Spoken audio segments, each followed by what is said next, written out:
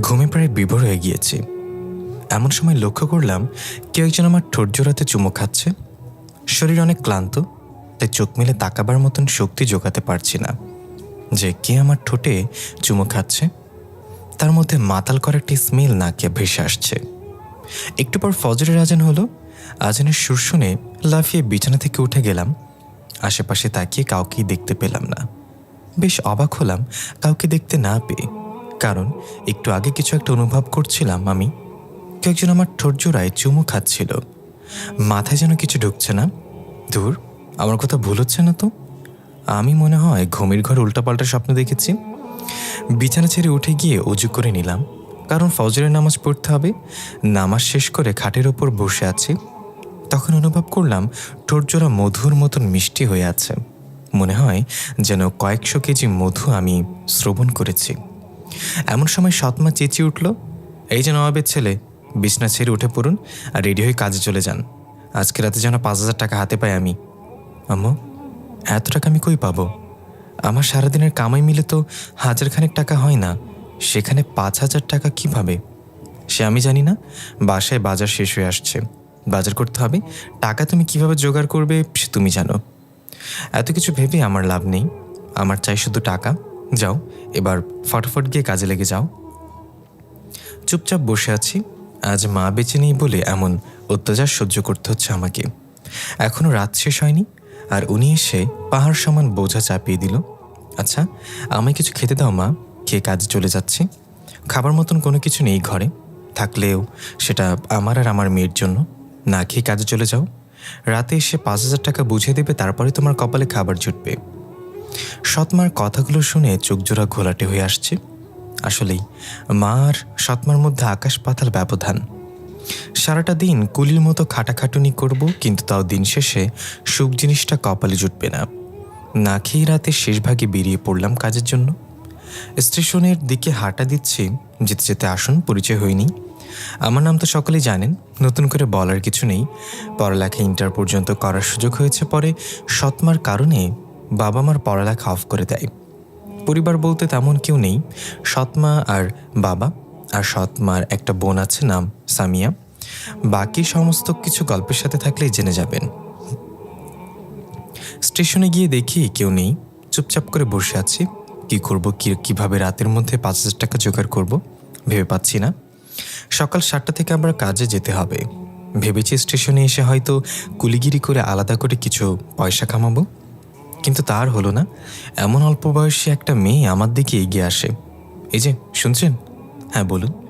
বলে মেয়েটার দিকে তাকাতে আমার চোখ জোড়া কপালে উঠে গেল। হাঁ করে মেয়েটার দিকে তাকিয়ে আছে। একটা মেয়ে এতটা সুন্দর কি করে হতে পারে, তা নিজের চোখে না দেখলে কখনোই বিশ্বাস করতে পারতাম না। মনে হচ্ছে জান্নাত থেকে পালিয়ে এসেছে। এই যে এমন করে কি দেখছেন? মেয়েটার কথায় হুঁশ ফিরে আসে।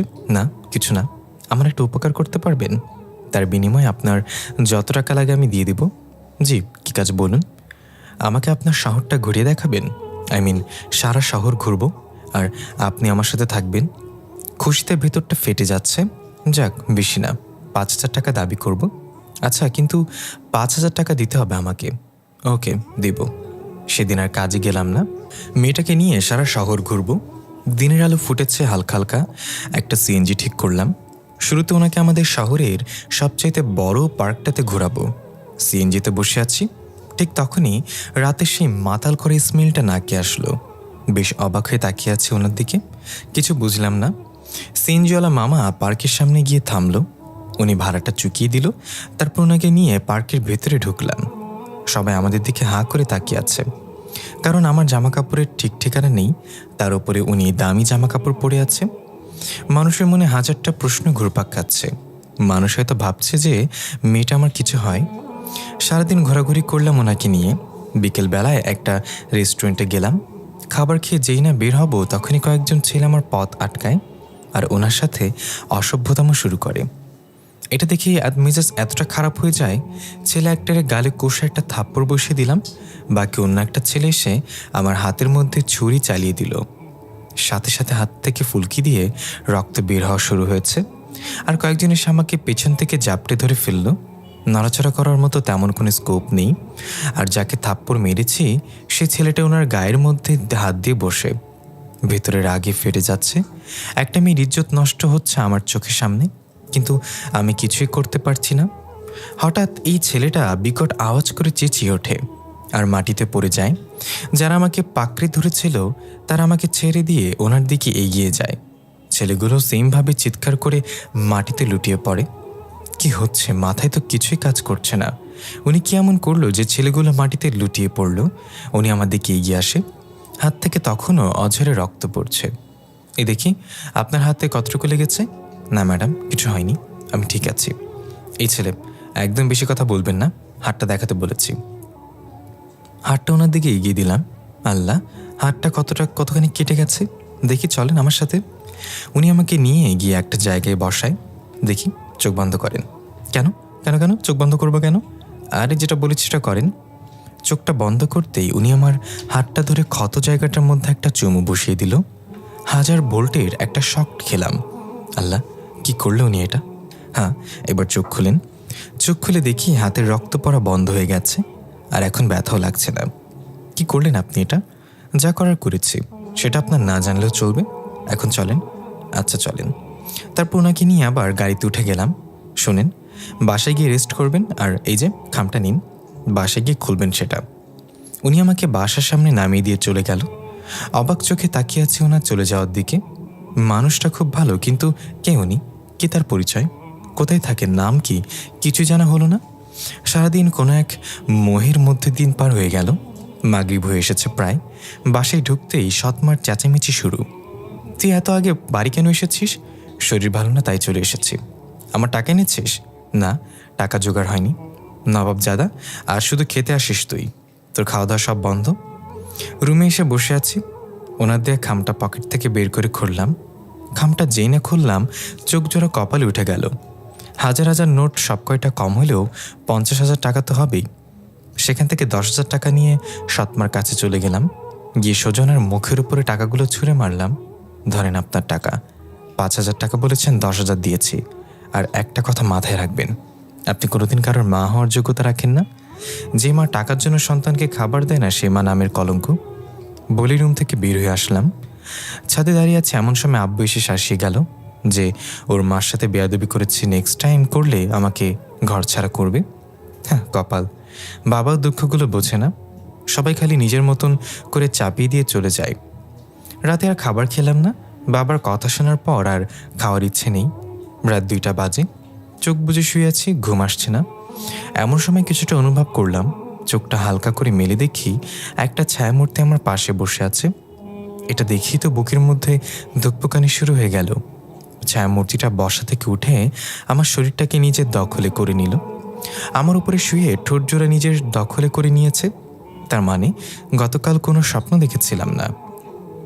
সবটা ক্লিয়ার হয়ে আসছে আস্তে আস্তে।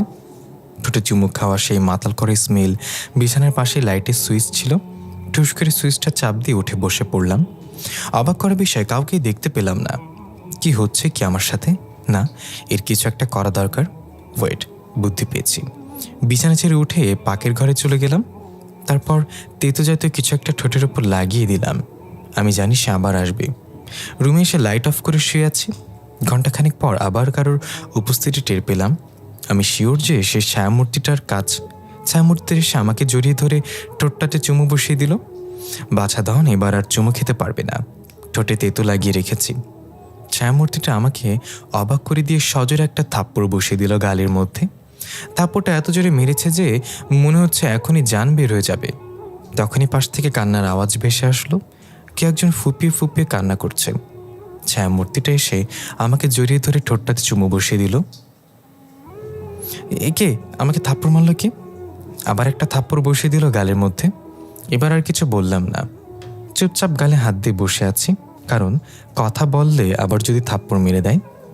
অদৃশ্য থেকে আওয়াজ আসলো, তুই ঠোঁটে তেতো লাগিয়েছিস কেন? চুপ করে আছি, ভয় কোনো কথা বেরোচ্ছে না মুখ দিয়ে। আওয়াজটা কেমন যেন ভয়ঙ্কর ছিল। মনে হচ্ছে যেন কেউ আমার উপরে খুব রেগে কথা বলছে।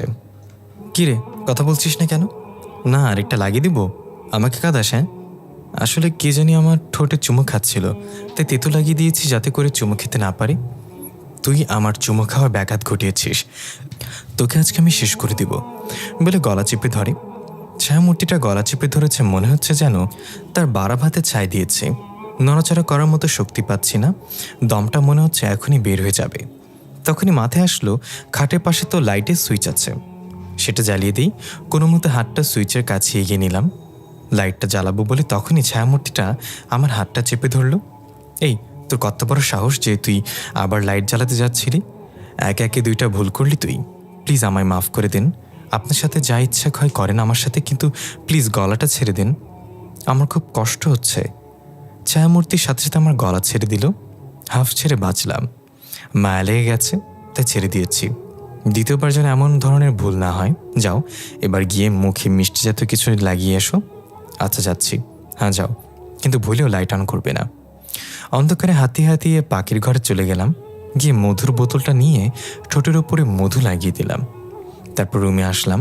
ছায়ামূর্তিটা বিছানার উপরে বসে আছে, চেহারা দেখা যাচ্ছে না, তবে আবছা আলো স্পষ্ট বোঝা যাচ্ছে যে এখানে কেউ একজন বসে আছে। কাছে যেতেই ছায়ামূর্তিটা আমাকে জড়িয়ে ধরল। অবাক হয়ে আছি, আল্লাহ, এ কী হচ্ছে আমার সাথে? কোন পেতনির পাল্লায় পড়লাম আমি? তখনই ছায়ামূর্তিটা বলে উঠল, এই যে একদম উল্টাপাল্টা ভাববে না, আমি কোনো পেতনি টেতনি না। ও মাই খ্যাত, দ্যাট, ও মাই গড, শক্ট খেয়ে কী সব উল্টাপাল্টা ইংলিশ বের হচ্ছে মুখ দিয়ে। মনের কথা উনি কী করে জানলেন? না, আর কিছু ভাবা যাবে না। উল্টোপাল্টা কিছু ভাবলে পরে ঘাড় মোটকে দেবে। অনেক কিছু ভেবে ফেলেছ, এখন আমার কাজ আমাকে করতে দাও। কি কাজ? চুমু খাবো তোমার ঠোঁটে। ও আল্লাহ, এই ছায়ামূর্তিটা কী পেয়েছে আমার ঠোঁটে? ঠোঁট জোড়া আবার ছায়ামূর্তিটা নিজের দখলে করে নিল। পাক্কা 1 ঘন্টা পর ছেড়েছে আমাকে। জোরে জোরে নিঃশ্বাস নিচ্ছি, মনে হচ্ছে কলিজাটা গলে মুখ দিয়ে বের হয়ে যাবে। এই ছেলে শোনো, হাঁপানির জ্বালায় কথা বের হচ্ছে না মুখ দিয়ে, তাও বহু কষ্টে কথার জবাব দিলাম। হ্যাঁ বলেন, কাল থেকে ওসব আর করবে না, মুখে তেতো টেতো কিছু লাগাবে না। আমি রোজ এসে তোমার ঠোঁটে চুমু খাবো। কাল থেকে যদি উল্টাপাল্টা কিছু করো তাহলে একদম ঠাটিয়ে একটা লাগিয়ে দিব। না না, আর কোনোদিনও ভুলেও তেতো টেতো লাগাবো না। কিন্তু একটা জিনিস বলেন তো, আপনি আমার ঠোঁটে কী পেয়েছেন? সেটা তোমার না জানলেও চলবে, সময় হলে সব জেনে যাবে। এখন আমি আসি, আমার যাওয়ার সময় হয়ে গিয়েছে।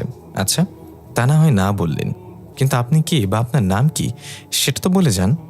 আমি পরিজগতের রানী, আমার নাম মাপসুরা, পরি পালক থেকে এসেছি আমি। আর হ্যাঁ শোনো, কখনো কোনো বিপদে পড়লে আমাকে স্মরণ করে 2টা বাক্য মুখে আনবে, বাতিস্তম বাতিস্তম যোদনাম। তারপর ছায়ামূর্তিটা চলে যায়। ছায়ামূর্তি পড়ি এটা শোনার পর থেকে ভেতরে এক দফা একটা সুনামির মতো ঝড় বয়ে গেল। ইচ্ছে করছে নিজের কাঁঠাল বিচিতে চাপ দিয়ে নিজেই মরে যাই। এই জীবন রেখে কী লাভ? মানুষের কাছে কদর পেলাম না, সেখানে একটা পরি এসে পাপ্পি ঝাপ্পি দিয়ে যাচ্ছে। সে রাতে আর চোখ এক করতে পারলাম না, গা গরম হয়ে আসছে, মনে হচ্ছে জ্বর আসবে। ফজরের নামাজের সময় হয়ে এসেছে, বিছানা ছেড়ে উঠে নামাজ পড়ে নিলাম। গাটা এখন একটু হালকা হালকা লাগছে, জ্বরের ভাবটাও চলে গিয়েছে। একটু পর সৎমা দেখি নাস্তা নিয়ে রুমে হাজির। এই নে, তোর জন্য নিজের হাতে নাস্তা বানিয়ে এনেছি। চোখগুলো বড় বড় করে তাকিয়ে আছে আম্মুর দিকে। এ কি দেখছি আমি? এটা কি আসলে আমার সৎমা? আরে এত অবাক হচ্ছিস কেন? কাল রাতে তুই 10,000 টাকা দিলেই মনটা একদম খুশিতে ভরে গেছে। তার উপরে তোর বাবা বলল মাহারা ছেলেটাকে নিজের মতো করে স্নেহ মমতা দিতে, তাই ভাবলাম তুই তো সকাল সকাল কাজে যাবি, তোর জন্য ভালো কিছু নাস্তাও বানিয়ে রাখি। সৎমার কথা শুনে কি বলবো ভেবে পাচ্ছি না। দুনিয়ায় মানুষ আসলে বড়ই অদ্ভুত, চাহিদা পূরণ করতে পারলে সবার কাছে প্রিয় পাত্র হওয়া যায়। গতকাল সকালে খেতে পর্যন্ত দেয়নি মহারাজ। চুপচাপ নাস্তা করে নিলাম, তারপর একটা রেস্টুরেন্টে গিয়ে কাজ করে বের হয়ে গেলাম, কারণ আজ সরাসরি ডিউটিতে যাব। স্টেশনে কাজের জন্য যেতে হবে না। ডিউটিতে যেতেই মালিক চেঁচিয়ে উঠলো আমার উপরে, কিরে কাল আসিসনি কেন?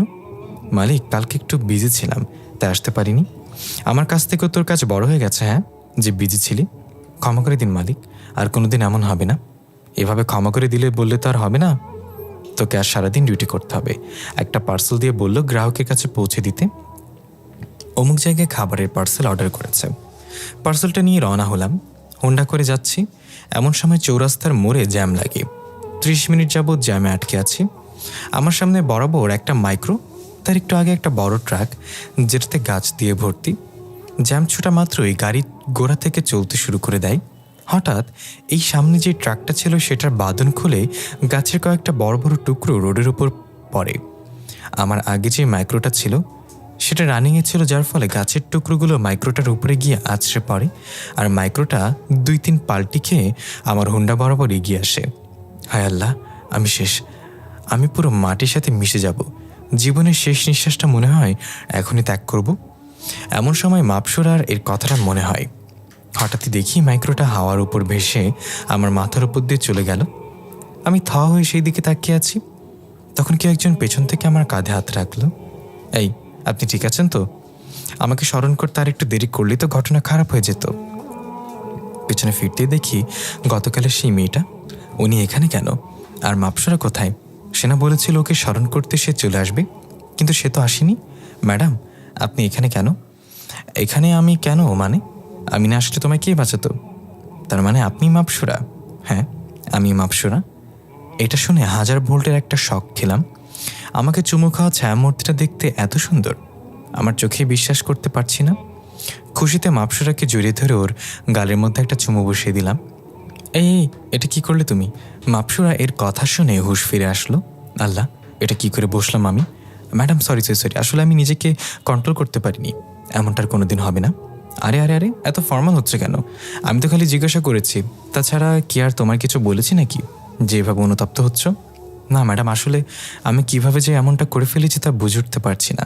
হয়েছে, থাক, আর বুঝে উঠতে হবে না। আর আমাকে ম্যাডাম ম্যাডাম করবে না, মাপসুরা বলে ডাকবে। আচ্ছা, তাহলে চলো এবার তোমায় নিয়ে ঘুরবো আর সারাদিন। না, আমি যেতে পারবো না, কারণ আমার পার্সেল ডেলিভারি করতে হবে। তাছাড়া গতকালের জন্য মালিক আমাকে সেই ঝাড়ি দিয়েছে, আর আজ যদি কাজ না করি পরে আমার চাকরি খেয়ে দেবে। আরে ওসব কিছু হবে না, তোমার পার্সেল জায়গা মতো চলে যাবে। আর তুমি এখন আমার সাথে চলো। কি বলবো ভেবে পাচ্ছি না। মেয়েটা অনেক জোর করে ওর সাথে ঘুরতে নিয়ে গেল, কিন্তু ভেতরে ভেতরে টেনশন হচ্ছে যে পার্সেল দেওয়ার সময় পেরিয়ে যাচ্ছে। তবে মাপসুরা তো বললো পার্সেল জায়গা মতো পৌঁছে যাবে। মাপসরের সাথে সারাদিন ঘুরলাম। ওর গায়ের স্মেলটা নাকে আসলেই ইচ্ছে করে ওর উপরে ঝাঁপিয়ে পড়ি। মাতাল করে একটা স্মেল। বিকালবেলায় মাপসরা চলে গেল, ওর নাকি যেতে হবে। আমি অফিসে চলে গেলাম। গিয়ে দেখি মালিক আমার দিকে হাঁ করে তাকিয়ে আছে। আল্লাহ জানে কোন ভুল করলাম আবার, আর পার্সেলগুলো জায়গা মতো পৌঁছে দিয়েছে কিনা। আকাশ, এদিকে আয়। হ্যাঁ মালিক বলেন। তুই তো আজকে কামাল করে দিয়েছিস রে। যতগুলো পার্সেল ডেলিভারি করেছিস সব জায়গা থেকে ওরা গুড রিভিউ দিয়েছে। ওরা আমাদের সার্ভিস দেখে নাকি খুব খুশি। আমাদের মতো সুন্দর করে নাকি কোনো সার্ভিস কেউ দিতে পারে না। যাক, তুই রাগ করিস না। সকালবেলায় কি নাকি বলে ফেলেছি। আরে না, কি বলছেন এসব? আমি কাজে গাফলতি করলে আপনি অবশ্যই আমাকে বলবেন, আপনার বলার রাইট আছে। আর আপনি না বললে কে বলবে? তবুও আচ্ছা মালিক, আমি যাই, আমার টাইম শেষ হয়েছে। দাঁড়া একটু। পকেট থেকে 500 টাকা বের করে আকাশে হাতে ধরিয়ে দিল। তোকে খুশি এটা দিয়েছি, যা এবার বাসায় যা, হাসি খুশি। মাপসরাকে ধন্যবাদ দিলাম। মাপসরা কিভাবে গ্রাহকের মন জয় করেছে কে জানে। ওর জন্যই মালিক আজকে আমাকে আমার উপর অনেক খুশি হয়েছে। বাসায় এসে ফ্রেশ হয়ে নিলাম। শুয়ে শুয়ে রুমে টিভি দেখছিলাম, এমন সময় সৎমা রুমে আসলো। তোর কাছে টাকা হবে রে কিছু? কেন, কালই না টাকা দিলাম, আজ আবার টাকা লাগবে কেন? আসলে একটু দরকার ছিল, আর কাল যা দিয়েছি সব তো খরচ হয়ে গেছে। কিছুই বললাম না। উনি আমার মা, সেটা ভাবতেই গায়ে কাঁটা দিয়ে ওঠে। আমি রক্ত মাংস খরচ করে টাকা রোজগার করব, আর তিনি সেটা 1 মিনিটে শেষ করে ফেলবে। কি বলবো ভেবে পাই না। আচ্ছা, কত লাগবে? এই তো 500 হলেই হবে। ওকে, দাঁড়া দিচ্ছি। পকেট থেকে মানিব্যাগটা বের করলাম। মানিব্যাগটা খুলতেই চোখ জোড়া কপালে উঠে গেল। মানিব্যাগ ভর্তি টাকা। আল্লাহ, এত টাকা কোথা থেকে আসলো? মাথায় তো কিছুই কাজ করছে না। মাপসুর এমন করে নাই তো?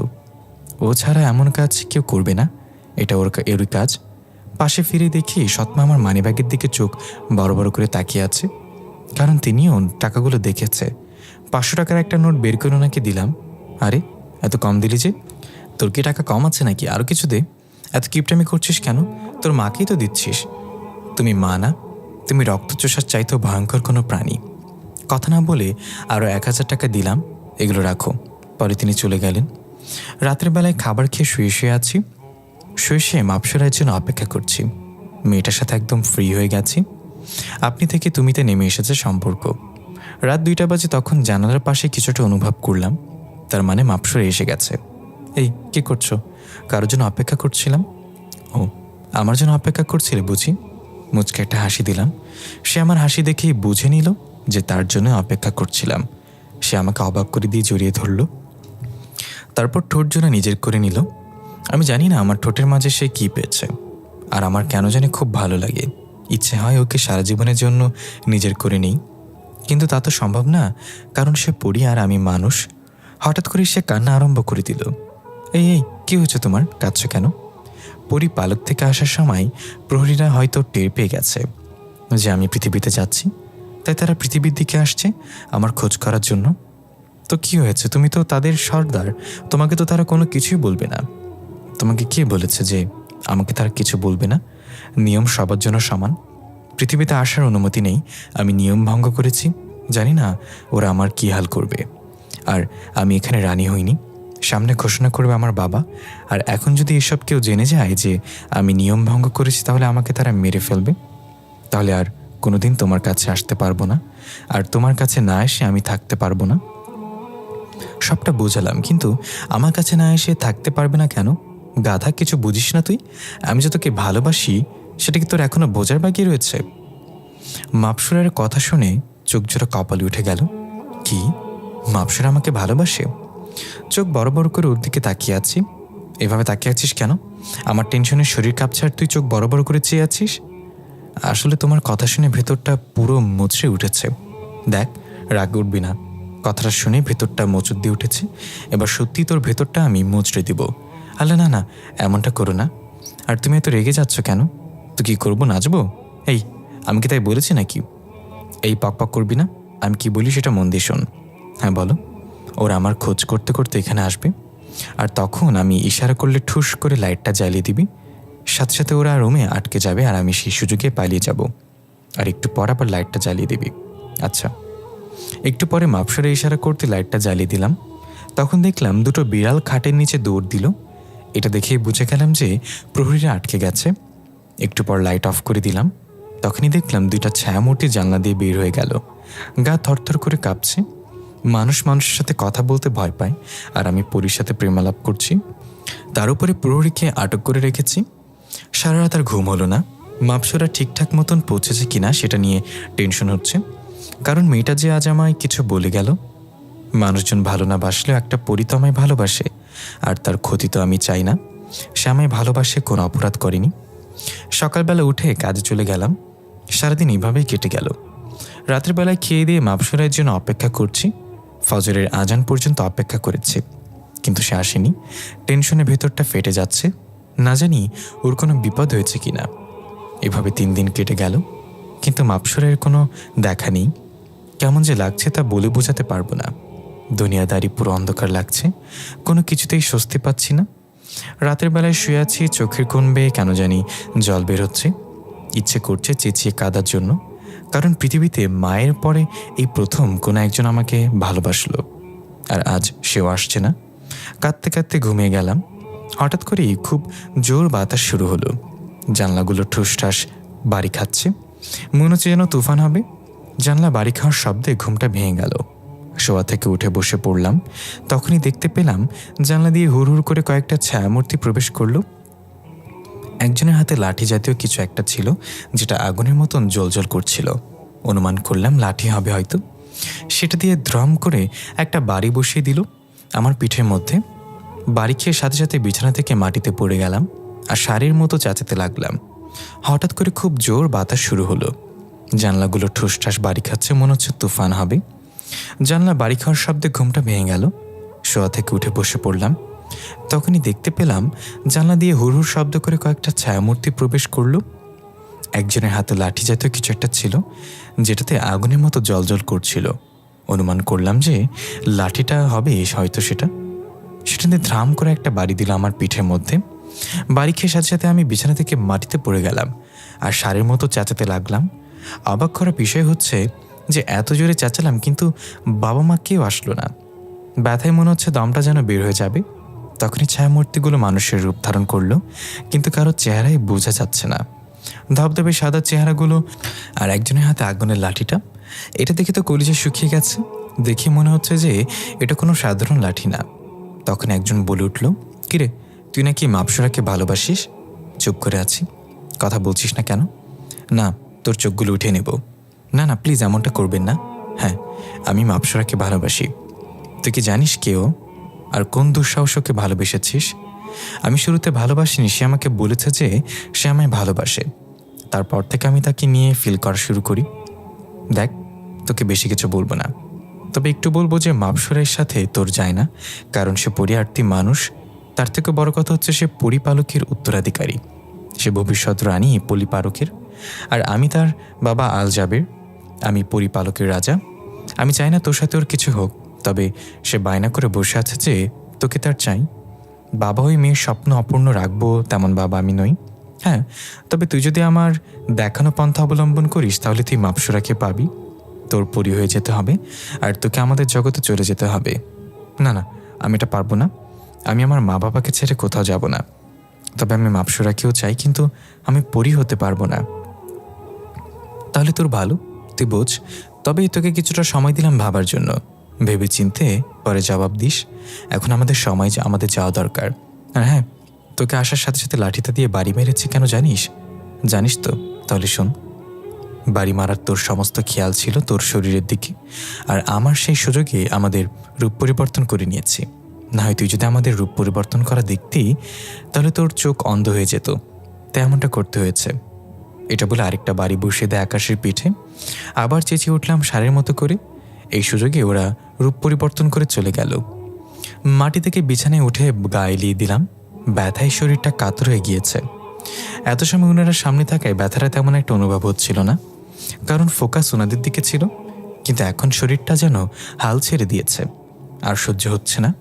অসহায়ের মতো শুয়ে আছি। শুয়ে বিছানার এপাশ ওপাশ গড়াগড়ি করছি, মনে হচ্ছে জ্বর আসতে চলেছে। গা আগুনের মতন গরম হয়ে গিয়েছে। একটু পর অনুভব করলাম কেউ একজন আমার রুমে এসেছে। ঘাড় ঘুরে তাকাবো সেই শক্তিটাও নেই শরীরে, তা বহু কষ্টে ঘাড় ঘোরালাম। ঘাড় ঘোরাতেই তো বড় ধরনের একটা শক খেলাম। মাপসুর আমার পাশে বসে আছে। এই, তুমি এখানে কেন? কোনো উত্তর নেই। এই, কথা বলছো না কেন? কি হয়েছে তোমার? সাথে সাথে মাপসুরা হু হু করে কান্না করে দিল। আল্লাহ, এই কান্না করছো কেন? এই, তুই চুপ, একটা কথা বলবি না, চুপ করে শুয়ে থাক। মাপসুরের কান্না দেখে নিজেরই খারাপ লাগছে। মেয়েটা কান্না করছে কেন? সে আমাকে অবাক করিয়ে দিয়ে আমার গা থেকে শার্টটা খুলে ফেলল। এই এই, কি করছো তুমি? তোকে বলেছি চুপ থাকতে, বেশি বকবক করতে না করেছি? রাগুটাপিত চোখ দুইটা নিয়ে নেব তোর। আল্লাহ, কি করেছি আমি? তুমি এত রেগে আছো কেন? ঠাস করে থাপ্পড় বসিয়ে দিল আকাশের গালে। হা করে তাকিয়ে আছে মাপসুরার দিকে। এই, তোকে একটা কথা কতবার বলতে? হ্যাঁ বলেছি, হ্যাঁ চুপ থাকতে। এবার আর কোনো কথা বললাম না। এবার তো থাপ্পড় মেরেছে, আল্লাহ জানে রাগের মাথায় পরের বার কি করবে। মাপসুরা আমার শার্টটা ফুলের উপর ছুঁড়ে মারল, তারপর আমার পিঠের মধ্যে চুমু খেতে আরম্ভ করলো। যেখানে ওরা আমাকে মেরেছিল চুমু খাচ্ছে আর ফুপিয়ে ফুপিয়ে কান্না করছে। এই লক্ষ্মী পরি আমার কান্না করে না। তোকে আব্বু কত জোরে মেরেছে, একদম মায়া দেওয়া নেই ওনার মধ্যে। আমার কলিজাকে মারে। হ্যাঁ, আরেকবার খালি আমার কলিজার গায়ে হাত দিয়ে দেখুক, পুরো পরিপালক সহ কাঁপিয়ে ফেলবো আমি। আমার নামও মাপসুরা। আকাশ, তোমার শরীর খুব ব্যথা করছে তাই না? এই না না, একদম না। একটু আগে করছিল, তুমি যখন চুমু খেলে তখন আর কি সমস্ত ব্যথা কোথায় যেন উধাও হয়ে গেছে। আজকের পর তোমার গায়ে যে হাত দেবে তার অবস্থা আমি খারাপ করে দিব, চাই সে যে হোক আমার বাবা। মাপসুরের কথা শুনে ওর সাথে বুকের সাথে টেনে নিলাম। জানো মাপসুরা, তোমার মতন আমাকে কোনোদিন কেউ ভালোবাসেনি। আমি তোমাকে কখনো হারাতে চাই না, আমিও চাই না তোমাকে হারাতে। আমার তোমাকেই চাই, কিন্তু একটা জিনিসের জন্য তোমাকে আপন করতে পারছি না। কি সেটা? তুমি মানুষ আর আমি পরি। এই গণ্ডিটা পার হতে পারলেই আমরা এক হয়ে যাব। সেটা কিভাবে পার হবে? তুমি পরি হয়ে যাও। মাপসুরার কথা শুনে ভেতরটা ছ্যাদ করে উঠল। কি বলল সেটা? পৃথিবীতে থাকার কোনো উৎসন হয়তো নেই, কারণ কেউ তো আমায় ভালোবাসে না, মা বাবা কেউ না। কিন্তু দুনিয়ায় তো একটা মায়া আছে। সব কিছু ফেলে কিভাবে পরি হব আমি? না, এটা হব না আমি। এই, কি ভাবছো? হবে তো তুমি পরি। আমাকে একটু ভাবার জন্য সময় দাও। আর এখন এসব কথা রাখো। অনেকদিন পর তোমায় কাছে পেয়েছি, মন ভরে দেখতে দাও। আচ্ছা নাও দেখো। মাপসুরাকে বুকে নিয়ে শুয়ে আছি। সে একটু পরপর শরীরে চুমু খাচ্ছে, কখনো ঠোঁটে কখনো বুকে, যা ইচ্ছা হচ্ছে তাই করছে। একটু পর, এই আমরা না চলে যেতে হবে? বাবার সাথে রাগারাগি করে তোমার কাছে এসেছি, এখন না গেলে পরে ঝামেলা করবে। আচ্ছা ঠিক আছে, যাও। চোখ বন্ধ করো, আমি যতক্ষণ না বলবো তুমি চোখ খুলবে না। আচ্ছা নাও, চোখ বন্ধ করলাম। সে আমার ঠোঁটের মধ্যে একটা চুমু দিয়ে হাওয়া হয়ে গেল। অদৃশ্য থেকে একটা আওয়াজ আসলো যে এবার চোখ খুলো। চোখ খুলে কাউকেই দেখতে পেলাম না। শুয়ে শুয়ে ভাবছি যে করেই হোক মাপসুরাকে আমার চাই, কিন্তু সে যে বলল পরি হওয়া ছাড়া তাকে নিজের করা যাবে না। কিন্তু আমি তো দুনিয়ার মায়া ত্যাগ করব না। হ্যাঁ, ওকে আমি ভালোবাসি, কিন্তু আমি তো আমার পৃথিবীটাকেও ভালোবাসি। আল্লাহ, কি করবো আমি এখন? তখনই আমার মাথায় আসলো, আরে আরও আপুর কথা, যে আমার সবচেয়ে কাছের মানুষ, আপন বোনও মনে হয় ওর চেয়ে বেশি দেখভাল করতে পারবে না আমার। ছোট থাকতেই মা বাবাকে হারাই, তারপর আম্মু তাকে আমাদের ঘরে নিয়ে আসে। আম্মু কখনো দুজনকে আলাদা চোখে দেখতো না, নিজের মেয়ের মতোই দেখত। কিন্তু আম্মু মারা যাওয়ার পর আব্বু সৎমাকে বিয়ে করে, আর তিনি আপুর বের করে দেন তিনি আপুকে। সে আলাদা থাকে কিন্তু সবসময় আমার দেখভাল করে। রাতের বেলা আপুকে ফোন দিলাম, 2বার রিং পড়তে আপু রিসিভ করলো। কিরে ভাইয়া, তুই এত রাতে ফোন দিলি যে, কোনো সমস্যা হয়েছে নাকি? হ্যাঁ আপু, অনেক বড় সমস্যা। ভাই তুই ঠিক আছিস তো? তোর কিছু হয়নি তো? আরে না, তেমন কিছু না, আমার কিছুই হয়নি, তবে একটা সমস্যা হয়েছে, সেটা তোকে সামনাসামনি বলবো। সকালে বাসায় আসবো আমি। আচ্ছা ঠিক আছে। তারপর ফোন রেখে দিলাম। আপুকে বলে দেখি সমস্ত ঘটনা। আমি জানি আপু এর কোনো হাল বের করে দেবে। সকালবেলায় ঘুম থেকে উঠে চলে গেলাম আপুর বাসায়। শুক্রবার ছিল, তাই অফিস বন্ধ। যাক, সময়টা একটা পারফেক্ট হয়েছে। আরও আপুকে সবটা খুলে বললাম। সে আমার দিকে চোখ বড় বড় করে তাকিয়ে আছে। আপু তুই এইভাবে তাকিয়ে আছিস কেন? শেষমেশ তুই পরীর সাথে প্রেম করে বসলি। দুনিয়ায় মেয়ের অভাব ছিল? হ্যাঁ আপু, প্লিজ এভাবে বলিস না, আমি ওকে খুব ভালোবাসি। প্লিজ তুই একটা কিছু কর। আচ্ছা দাঁড়া তুই, আমি রেডি হয়ে আসছি, তোকে একজনের কাছে নিয়ে যাব। আপু রেডি হয়ে আসলো। তারপর আপু আমাকে একটা কবিরাজের কাছে নিয়ে গেল। ওনাকে সমস্তটা খুলে বললাম। এখন তুমি কি করতে চাও? আমি চাই সে আমার সাথে দুনিয়ার সংসার করুক, আমি যেন পরি হতে না হয় আমার, আর আমি তার দুনিয়াতে যেতে চাই না। কিছুটা সময় দাও আমাকে, আমি মন্ত্রের বইটা খুলে দেখি। ওকে। উনি মন্ত্রের বইটা খুলে কি যেন ঘাটাঘাটি করলো। একটু পরে এসে বলল, দেখো একটাই উপায় আছে, তবে সেটা খুবই কঠিন। এই একটা উপায়টা, এটা যদি করতে পারো তাহলে সে তোমার সাথেই দুনিয়াতে থাকবে, না হয়তো সে চিরদিনের জন্য তোমার থেকে দূরে চলে যাবে। ওকে ঠিক আছে, আমি রাজি, কারণ একটা রিস্ক তো নিতেই হবে। সব কিছুতে নিজের ফ্যাসিলিটি খুঁজলে তো আর হবে না। তিনি আমাকে একটা উপায় বলে দিল, আর একটা পানি পড়া দিল, যেটা কাজ করার পর ওর মুখে ছিটিয়ে দিতে বলল, না হয় ওর নাকি খুব কষ্ট হবে। কবিরাজকে হাদিয়া দিয়ে আপুর সাথে বাসায় চলে আসলাম। আপু আপুর বাসায় চলে গেল, আর আমি আমার বাসায়। রাতের বেলায় মাপসুরের জন্য অপেক্ষা করছি, কখন সে আসবে। অপেক্ষার অবসান ঘটিয়ে রাত 2টো বাজে আসলো। এসে আমাকে জড়িয়ে ধরল, জড়িয়ে ধরে বুকের ওপরে শুয়ে আছে। কি করে আমার কলিজাটা? এই তো তোমার কথা ভাবছিলাম। কবিরাজের কথা মতন জিনিসটা বালিশের পাশে রেখে দিয়েছিলাম। সুযোগ পেতেই মাপসুরার চুলগুলো মুঠো করে ধরে কাঁচি দিয়ে ক্রাশ করে কেটে ফেললাম। মাপসুরা সজোর এক চিৎকার মারল। সাথে সাথে পাশের রুম থেকে সৎমা উঠে দৌড়ে আসলো, আর মাপসুরা আমার বুক থেকে সরে গিয়ে ফ্লোরের মধ্যে সাপের মতন গড়াগড়ি করতে আরম্ভ করছে। জিনিসগুলো বালিশের পাশে রেখে দিয়েছি। সুযোগ পেতেই মাপসুরার চুলগুলো মুঠো করে ধরে কেটে ফেললাম।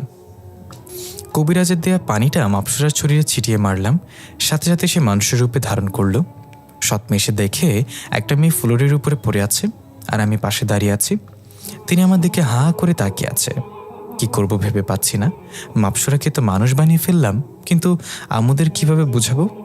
আকাশ, কি হচ্ছে এখানে? আম্মু আসলে থাকার বলতে হবে না, আমি সবটা জেনে গেছি। আমার সেদিন সেই অবাক লেগেছিল, যেদিন তোর পকেটে অতগুলো টাকা দেখলাম। তোর কাছে তো এতগুলো টাকা থাকার কথা না, আর আমি এটাও জানি যে তুই কখনো অন্যায় কাজ করবি না। হ্যাঁ, আমি তো সৎমা তোর উপর অত্যাচার করি, কিন্তু এই ভরসাটুকু আমার আছে তোর উপরে, যে তুই কোনোদিন উল্টাপাল্টা কিছু করবি না।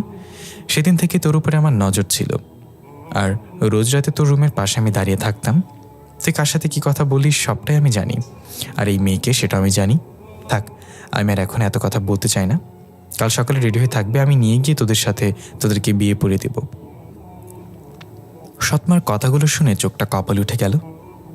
এই তো দেখি ভূতের মুখে রাম রাম। যেই মা আমাকে সহ্য করতে পারতো না, সেই মা আজ এত কর্তব্য দেখাচ্ছে। না সেটাও টাকার লোভে পড়ে করছে, কে জানে। দূর, এত কিছু ভেবে লাভ নেই। এখন মাপসরার কি করব সেটা নিয়ে ভাবি। ওকে আম্মু, রেডি হয়ে থাকবো। তিনি চলে গেলেন, আর আমি মাপসরাকে ফ্লোর থেকে উঠিয়ে নিয়ে বিছানায় শুয়ে দিলাম। তারপর ওর চুলগুলো বাড়ির জমিতে একটা ছোট্ট গর্ত করে সেখানে পুঁতে দিয়ে আসলাম। এসে দেখি মাপসরা বিছানার উপরে বসে বসে কান্না করছে। মেয়েটার জ্ঞান ফিরে এসেছে। আকাশ, তুমি এটা কি করলে? কিভাবে করতে পারলে তুমি আমার এত বড় সর্বনাশ? কি দোষ ছিল আমার? তোমার কোনো দোষ নেই মাপসরা। দেখো, তুমি আমি নিজের চেয়েও বেশি ভালোবেসে ফেলেছি, কিন্তু তোমাকে পেতে হলে পরি হতে হবে, সেটা আমার মন সাড়া দিচ্ছিল না। কিন্তু তোমাকেও যে আমার পেতে হবে তাই এমনটা করেছি। এছাড়া যে তোমাকে নিজের করে পাওয়ার মতো কোনো উপায় ছিল না, তাই বলে আমাকে বলি দিলে। ভালো তো আমিও তোমাকে বাসতাম, কিন্তু তোমায় তো জোর করে পরি বানাইনি আমি। আমি চাইলেই সেটা করতে পারতাম, কিন্তু করিনি। আমি চাই যে তুমি নিজ থেকে পরি হয়ে যাও, যাতে করে আমার বদলে তুমি পরিপালকের রাজত্ব করতে পারো। তুমি হবে রাজা আর আমি হব তোমার রানী। কিন্তু সবটাই তুমি শেষ করে দিলে। তুমি রাজা হলে তোমার যেমন ইচ্ছে হতো তুমি তেমনটাই করতে পারতে। চাইলে দুনিয়া আসতে পারতে, চাইলে পরিপালকে যেতে পারতে, কিন্তু তুমি কি করলে এটা? যে তোমাকে নিয়ে এতটা ভেবেছে তাকেই বলিতে দিলে। মাপসরা, প্লিজ আমায় তুমি ক্ষমা করে দাও। যেটা করেছো সেটা ক্ষমার যোগ্য না। আমার জীবনটা তুমি শেষ করে দিয়েছ। তুমি আসলেই প্রমাণ করে দিলে যে পৃথিবীর মানুষগুলো নিজের স্বার্থের জন্য অন্য কাউকে বলি দিতে পারে। মাপসরার কথাগুলো শুনে ভেতরটা ফেটে যাচ্ছে। আল্লাহ, কি করলাম আমি এটা? যে আমাকে নিয়ে এতটা ভাবে তার এত বড় ক্ষতি কিভাবে করলাম আমি? কোনো কথা না বলে রুম থেকে বের হয়ে আসলাম, কারণ মেয়েটার চোখে চোখ রাখতে পারবো না আমি। বারান্দায় বসে সারাটা রাত কাটিয়ে দিলাম। সকালবেলা রুমে গিয়ে দেখি মেয়েটা কান্না করতে করতে ঘুমিয়ে গেছে। একটু পর সৎমে এসে বলে গেল রেডি হয়ে থাকতে দুজনে। মাপসরাকে ঘুম থেকে উঠে রেডি হতে বললাম। সেও চুপচাপ রেডি হয়ে নিল, একটাও কথা বলল না। মেয়েটা কেমন যেন মনমারা হয়ে গেছে। অবশ্য তার কারণটা আমার অজানা নয়। থাক, এখন এত কিছু ভেবে লাভ নেই। গিয়ে রেডি হয়ে নিই। রেডি হয়ে আব্বু আম্মু আমি মাপসরা সবাই মিলে একটা কাজের কাছে গেলাম। আব্বুকে হয়তো আম্মু রাতেই সবটা বলে দিয়েছে, তাই ওনার কোনো রিয়াকশন নেই। আমাদের বিয়েটা হয়ে গেল। মাপসরাকে নিয়ে বাড়িতে চলে আসলাম। মেয়েটা সারাদিন আমার সাথে একটা শব্দও করেনি এবং কথা বলে নাই। আশেপাশের লোকজন এসে নতুন বউকে দেখে যাচ্ছে। আম্মা আব্বু সবাইকে মিথ্যা বলেছে যে মেয়ের বাড়ি অমুক জায়গায়। অবাক করা বিষয় হচ্ছে, যেই মাপসরাকে দেখেছে সেই তার চোখ ফেরাতে পারছে না। ড্যাব ড্যাব করে তাকিয়ে আছে ওর দিকে সবাই, যেটা দেখে আমার হিংসায় গা জ্বলে যাচ্ছে। কোনো কথা না বলে মাপসরাকে কোলে তুলে নিয়ে নিজের রুমে চলে আসলাম। আমার বউ আমি দেখবো, অন্য কেউ কেন দেখবে? রাতের বেলায় খেয়ে দিয়ে শুয়ে আছি। মাপসরা কোনো কিছু খায়নি। হাজারবার বলেছি খেতে, কিন্তু কোনো রেসপন্স করেনি, তাই জোরাজোরি করিনি। মাপসরাকে নিজের বুকে নিয়ে শুয়ে আছি। এমন সময় জানালার বাইরে তাকিয়ে দেখি দুনিয়াদারি মনে হয় এখনই উল্টে পাল্টে যাবে, এমন বাতাস শুরু হয়েছে। ধুলোবালি উড়ে চোখের উপরে আসছে। জানলা দিয়ে উল্টো উঠে জানালাটা বন্ধ করতে যাব, ঠিক সেই সময় কে একজন আমাকে ধাক্কা দিয়ে ফ্লোরে ফেলে দেয়। বেকায়দাভাবে ফ্লোরে পড়ায় হাতের উপরে সেইভাবে চোট লেগেছে। মাপসরার সাথে সাথে শোয়া থেকে উঠে দৌড়ে আসলো। এই এই কি হচ্ছে তোমার? জানি না, কে যেন আমার ধাক্কা দিয়ে মাটিতে ফেলে দিয়েছে। এটা না বলতেই দেখি কালকের ওনারা আমার দিকে হাঁ করে তাকিয়ে আছে। আজকে আরও কয়েকজন এসেছে, সবার হাতে আগুনের লাঠি। তার মানে এরা সবাই পরিপালকের ক্ষমতাবান ব্যক্তি। এই বালক, তুই এটা কি করলি? ছলনা করে আমার মেয়েটাকে আমার থেকে দূরে সরিয়ে দিলি। তোকে তো আজকে আমি মেরে ফেলবো বলে আগুনের লাঠিটা দিয়ে বাড়ি মারতে যাবে, তখনই মাপসরা লাঠিটা ধরে ফেলে। বাবা, এটা তুমি করতে পারো না। সে এখন আর একা নেই, তার জীবনের সাথে তোমার মেয়েও যুক্ত হয়ে গেছে। ওর কিছু হলে তোমার মেয়ের এই ক্ষতি হবে। হ্যাঁ, আমি জানি সে অন্যায় করেছে, সে আমার সাথে প্রতারণা করেছে, সে প্রতারক। কিন্তু ওর মতো প্রতারক যে আমি না।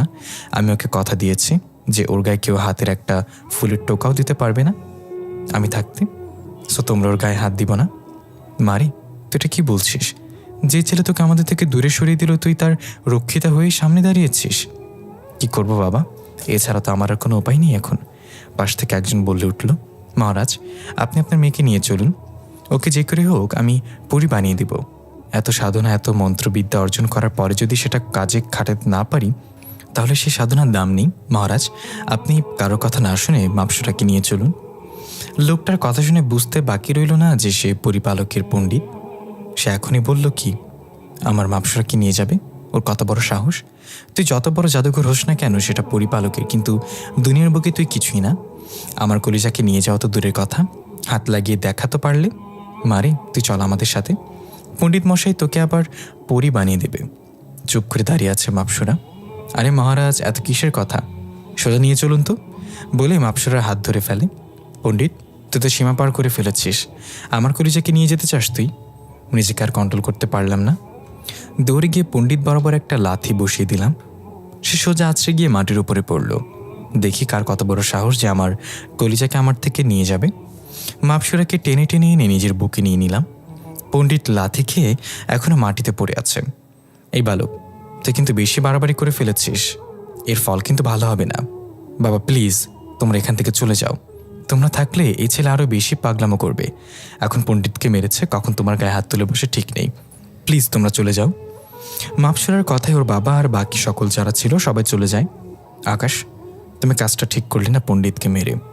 এখন তো শুধু পণ্ডিতকে মেরেছি, আমার থেকে আলাদা করার চিন্তা যে মাথায় আনবে তাকে শেষ করে দেব, চাই সে হোক তোর বাবা। কথাগুলো বলতে বলতে কান্না করে দিয়েছি। জানি না মেয়েটা কি করে এতটা ভালোবাসায় ফেলেছে আমি। মাপসুরা প্লিজ, তুমি আমায় কখনো ছেড়ে যেও না। সেটা সময় দেখা যাবে, কেউ তো আর চিরজীবনের জন্য থাকে না। মাপসুরার মুখে এমন কথা শুনে ভেতরটা মচড়ে উঠল। না, ওকে আমি কখনো হারাতে দেব না। ওকে নিজের ভালোবাসায় জড়িয়ে রাখবো। ঠুস করে মাপসুরাকে কোলে তুলে নিলাম। তারপর বিছানায় নিয়ে গিয়ে ওকে পাগলের মতো চুমু খেতে লাগলাম। সে চুপচাপ শুয়ে আছে, কোনো রেসপন্স করছে না। রেসপন্স করলে করুক, না করলে না করুক, কিন্তু আমি ওকে নিজের করে নিব ভালোবাসায়। বেশ কিছুক্ষণ পর আকাশ মাপসুরাকে ছেড়ে দেয়। দুজনে ক্লান্ত শরীর নিয়ে শুয়ে আছে। আকাশ শুয়ে সে ভাবছে যে ওদের একটা বেবি হলে হয়তো মাপসুরা স্বাভাবিক হয়ে যাবে আর সে তাকে মেনে নেবে। কিন্তু সে জানে না যে তার চিন্তাভাবনার বাইরেও অনেক কিছু ঘটতে চলেছে। তার জীবনে কোনো কাল আসতে চলেছে, তার কোনো ধারণাই নেই। আকাশের হয়তো তার জীবনটাই চলে যাবে। আকাশ শুয়ে সে ভাবছে ওদের একটা বেবি হলে হয়তো মাপসুরা স্বাভাবিক হয়ে যাবে আর সে তাকে মেনে নেবে। কিন্তু সে জানে না যে তার চিন্তাভাবনার বাইরেও অনেক কিছু ঘটতে চলেছে। তার জীবনে যে কাল অপেক্ষা করছে সেটা কোনো আভাস হয়তো পায়নি। তোমার ইচ্ছে পূরণ হয়েছে তো আকাশ, আমাকে পরি থেকে মানুষ বানিয়ে দিলে, আমার ভিতরে তোমার সন্তানের বীজ রোপণ করে দিলে। এরপরে আর কি কোনো ইচ্ছা আছে? মাপসুরা, তুমি এমন করে বলছো কেন? প্লিজ এভাবে বলো না। আমি তোমায় ভালোবাসি, তাই তোমাকে নিজের করে পাওয়ার জন্য এমনটা করেছি। হ্যাঁ, ভালো খালি তুমি একাই বেসেছিলে, আমি আর বাসিনি, যার কারণে আমার মা বাবা থেকেও আমাকে দূরে সরিয়ে দিলে। পরিপালকের লোকেরা আসলে ঠিকই বলে যে মাটির মানুষ নিজের স্বার্থ ছাড়া কিছুই বোঝে না। তারা নিজের স্বার্থের জন্য অন্য মানুষের প্রাণও নিয়ে নিতে পারে। সেম তুমি সেটা প্রমাণ করে দিলে। কি বলবো জানি না, কারণ মাপসুরা যা বললো সবটাই তো সত্যি। আসলে আমি ভাবিনি যে ওর মা বাবা থেকে ওকে আলাদা করেছি, ওর থেকে ওর স্বাধীনতা কেড়ে নিয়েছি। মাপসুরা, তোমার বলা একটা কথা মিথ্যা নয়। আমি জানি যে আমি দোষ করেছি, এর জন্য তোমার কাছে অনুতপ্ত আমি। প্লিজ তুমি আমায় মাফ করে দাও। হ্যাঁ, মাফ সেটা বললেই হয়ে যায়? যা করেছো তুমি আমার সাথে সেটার পরেও মাফ আশা করছো তুমি? আসলেই সত্যি খুব বড় অন্যায় করে ফেলেছি আমি, যেটা মাফের যোগ্য না। কিন্তু মাফ তো আমি করিয়ে নেব, তোমার থেকে সময়টা আসতে দাও খালি। তোমায় আমি এত ভালোবাসবো যে তুমি আমায় নিজেই মাফ করে দেবে। তারপর ঘুমিয়ে পড়লাম। সকালবেলায় উঠে কাজে গেলাম। সেখানে গিয়ে আরেকটা ঝাটকা খেলাম। মালিক আমাকে হাজারটা কথা শোনালো যে গতকাল কেন আসলাম না। গতকাল আমার বিয়ে হয়েছিল মালিক। কি? গতকাল তোর বিয়ে ছিল আর তুই আমাদেরকে বলিসনি? মালিক, আসলে তাড়াহুড়ায় বিয়েটা হয়ে গেছে, আপনাদের দাওয়াত করে খাওয়াবো সময় করে। আচ্ছা যা, আর রাগ করে থাকতে পারলাম না তোর উপরে। আর যা, তোর 1 সপ্তাহ ছুটি, বউকে গিয়ে সময় দে। ধন্যবাদ মালিক, ধর তোর টাকাগুলো রাখ। 5,000 টাকা ধরিয়ে দিল। সেটা নিয়ে বাসায় চলে আসলাম। যদিও আমার কাছে টাকা ছিল, আস্তে আস্তে প্ল্যান করলাম যে মাপসুরাকে নিয়ে ঘুরতে বের হব। বাসায় পৌঁছে, এই মাপসুরা রেডি হয়ে নাও, আমরা ঘুরতে বের হব। এখন এমন সময় আম্মু আসে রুমে। ঘুরতে যাচ্ছিস ভালো কথা, কিন্তু সাবধানে ঘোরাফেরা করবি, নতুন বৌমার জন্য কিছু না হয়, আর তুইও সাবধানে যাবি। আচ্ছা আম্মু। তারপর তিনি চলে গেলেন। সৎমার আচরণে খালি অবাকই হচ্ছে আমি। অন্যদিকে মাপসুরা লক্ষ্মী মেয়ের মতো রেডি হয়ে নিল। তারপর দুজন মিলে ঘুরতে বের হলাম। প্রথমে একটা পার্কে গেলাম। ওকে নিয়ে পার্কে ঘুরছি, কিন্তু ওর কোনো রিয়াকশনই দেখতে পেলাম না। ঘুরতে আসলে যে মানুষের মনে কিছুটা প্রভাব পড়ে তেমন কিছুই দেখলাম না। রোবটের মতো হেঁটে চলেছে আমার সাথে। আশেপাশের মানুষজন ড্যাব ড্যাব করে চলে তাকিয়ে আছে মাপসুরার দিকে। সেই লেভেলে রাগ হচ্ছে এটা দেখে। আরে ভাই, তোরা তো নিজের পার্টনার নিয়ে এসেছিস, তারপরেও কেন আমার বউকে খুঁটে খুঁটে দেখতে হবে? দেখ, আর থাকবই না এখানে। মাপসুরাকে নিয়ে অন্য জায়গায় চলে গেলাম। সারাদিন দুজন মিলে খুব ঘোরাঘুরি করেছি। তারপর সন্ধ্যায় বাসে এসেছি। এসব কি হবে ভেবেছ? আমি গলে যাব? না, কখনই না। আমার খুব ইচ্ছে ছিল আমার বউকে নিয়ে আমি এভাবে ঘুরবো, মনের আশা পূরণ করব। এখানেও নিজের স্বার্থের কথা ভাবলে? মাপসরা, তুমি আমায় ভুল বুঝেছ। থাক, বাদ দাও। আর এসব কথা যদি আমার জন্য থাকে তাহলে বলবো বাদ দাও, কারণ আমার মনে যে আঘাত করেছ সেটা তুমি কোনোদিনও যাবে না। মাপসরার কথা শুনে চোখের কোণে পানি চলে আসলো, কিন্তু সেটা তাকে বুঝতে দিলাম না। রুম থেকে বের হয়ে আসলাম। এভাবেই দিন কাটতে লাগলো। 6 মাস পার হতে চলল। এই 6 মাসে মাপসরাকে আমি আমার প্রতি দুর্বলও করতে পারিনি, বরং সে আরও স্ট্রং হয়ে গিয়েছে। আমার সাথে কথা বলা একদম অফ করে দিয়েছে। এদিকে সে মা হতে চলেছে, এটা নিয়ে বেশ টেনশন হচ্ছে। একদিকে সে, একদিকে আমাদের বাবু, কিভাবে দুজনকে সামলাবো আমি ভেবেই মাথা ফেটে যাচ্ছে। সে তো আমার সাথে কথা বলে না, নিজের শরীরেরও যত্ন নেয় না। সে যে মা হতে চলেছে তার ভিতরে কোনো অনুভূতিই নেই, কিন্তু আমার তার কেয়ার করা ছাড়িনি। রোজ তাকে খাইয়ে দিই, রাত হলে বুকে নিয়ে ঘুমাই। ওয়াশরুমে গেলে একা যেতে দেই না, ওকে ওয়াশরুমে দিয়ে দরজার সামনে দাঁড়িয়ে থাকি। এসবের ভিড়ে নিজের শরীরের যত্ন নেওয়ার কথা ভুলে গিয়েছি। একদিন রাত্রিবেলায় মাপসরাকে বুকে নিয়ে ঘুমিয়ে আছি, হঠাৎ করে সে চিৎকার করে উঠে ব্যথায়। কান্না করতে করতে মেয়েটা জ্ঞান হারিয়ে ফেলে। কি করবো ভেবে পাচ্ছিলাম না। ডক্টরকে এনে দেখালাম।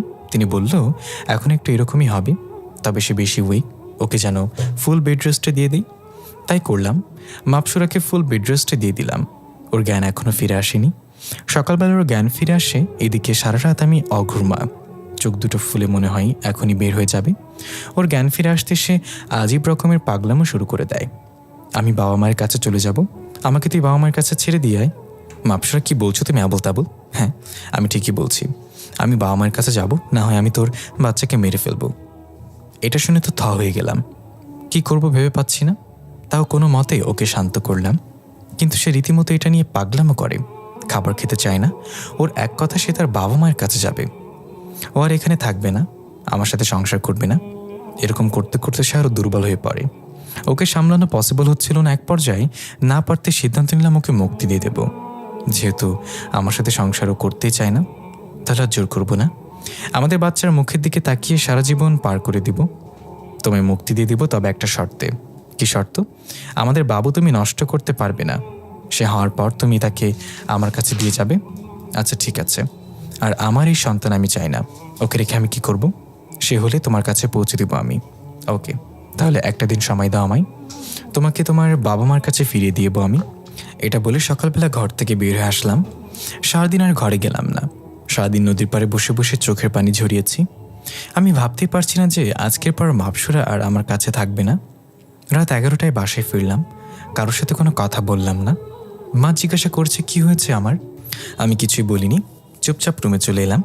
এসে দেখি মাপসরা আমার দিকে চেয়ে আছে। হয়তো কিছু একটা বলতে চাই, কিন্তু সেটার সুযোগ দিলাম না আমি। কাপড় চেঞ্জ করে বাইরে বের হয়ে আসলাম। কবিরাজ আমায় বলেছিল আমি যদি ওর চুলগুলো ওকে ফিরিয়ে দিই তাহলে সে আমায় আবার নিজের ক্ষমতা ফিরে পাবে। তাই করলাম। যেখানে ওর চুলগুলো পুঁতেছিলাম সেখান থেকে চুলগুলো তুলে আনলাম। রাত 1টা বাজে। মাপসরা এখনও ঘুমায়নি। মাপসরা, তোমায় একটা কথা বলি। বলো, কিন্তু আগে এটা বলো যে আমায় মুক্তি দেবে কখন। সেটা নিয়ে তোমার চিন্তা করতে হবে না, সেটা তুমি পেয়ে যাবে। কথা যখন দিয়েছি সেটা নড়চড় হবে না। হ্যাঁ, তাহলে বলো। বিশ্বাস করো, তোমায় খুব ভালোবাসি। জানি না তোমায় ছাড়া কি করে থাকবো আমি।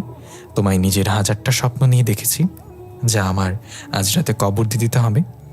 কিন্তু তাতে আফসোস নেই। তুমি ভালো থাকো আর নিজের খেয়াল রাখো। আর আমাদের বাবুটা হলে তুমি তাকে আমার কাছে দিয়ে যেও। কথাগুলো বলতে বলতে কান্না করে দিলাম। প্লিজ কান্না করো না। আর কথা দিলাম যে বাবু হলে তোমাকে দিয়ে যাব। পকেট থেকে চুলগুলো বের করে মাপসরার হাতে ধরিয়ে দিলাম আর নজর ঘুরে ফেললাম। সাথে সাথেই তুফান শুরু হয়ে গেল।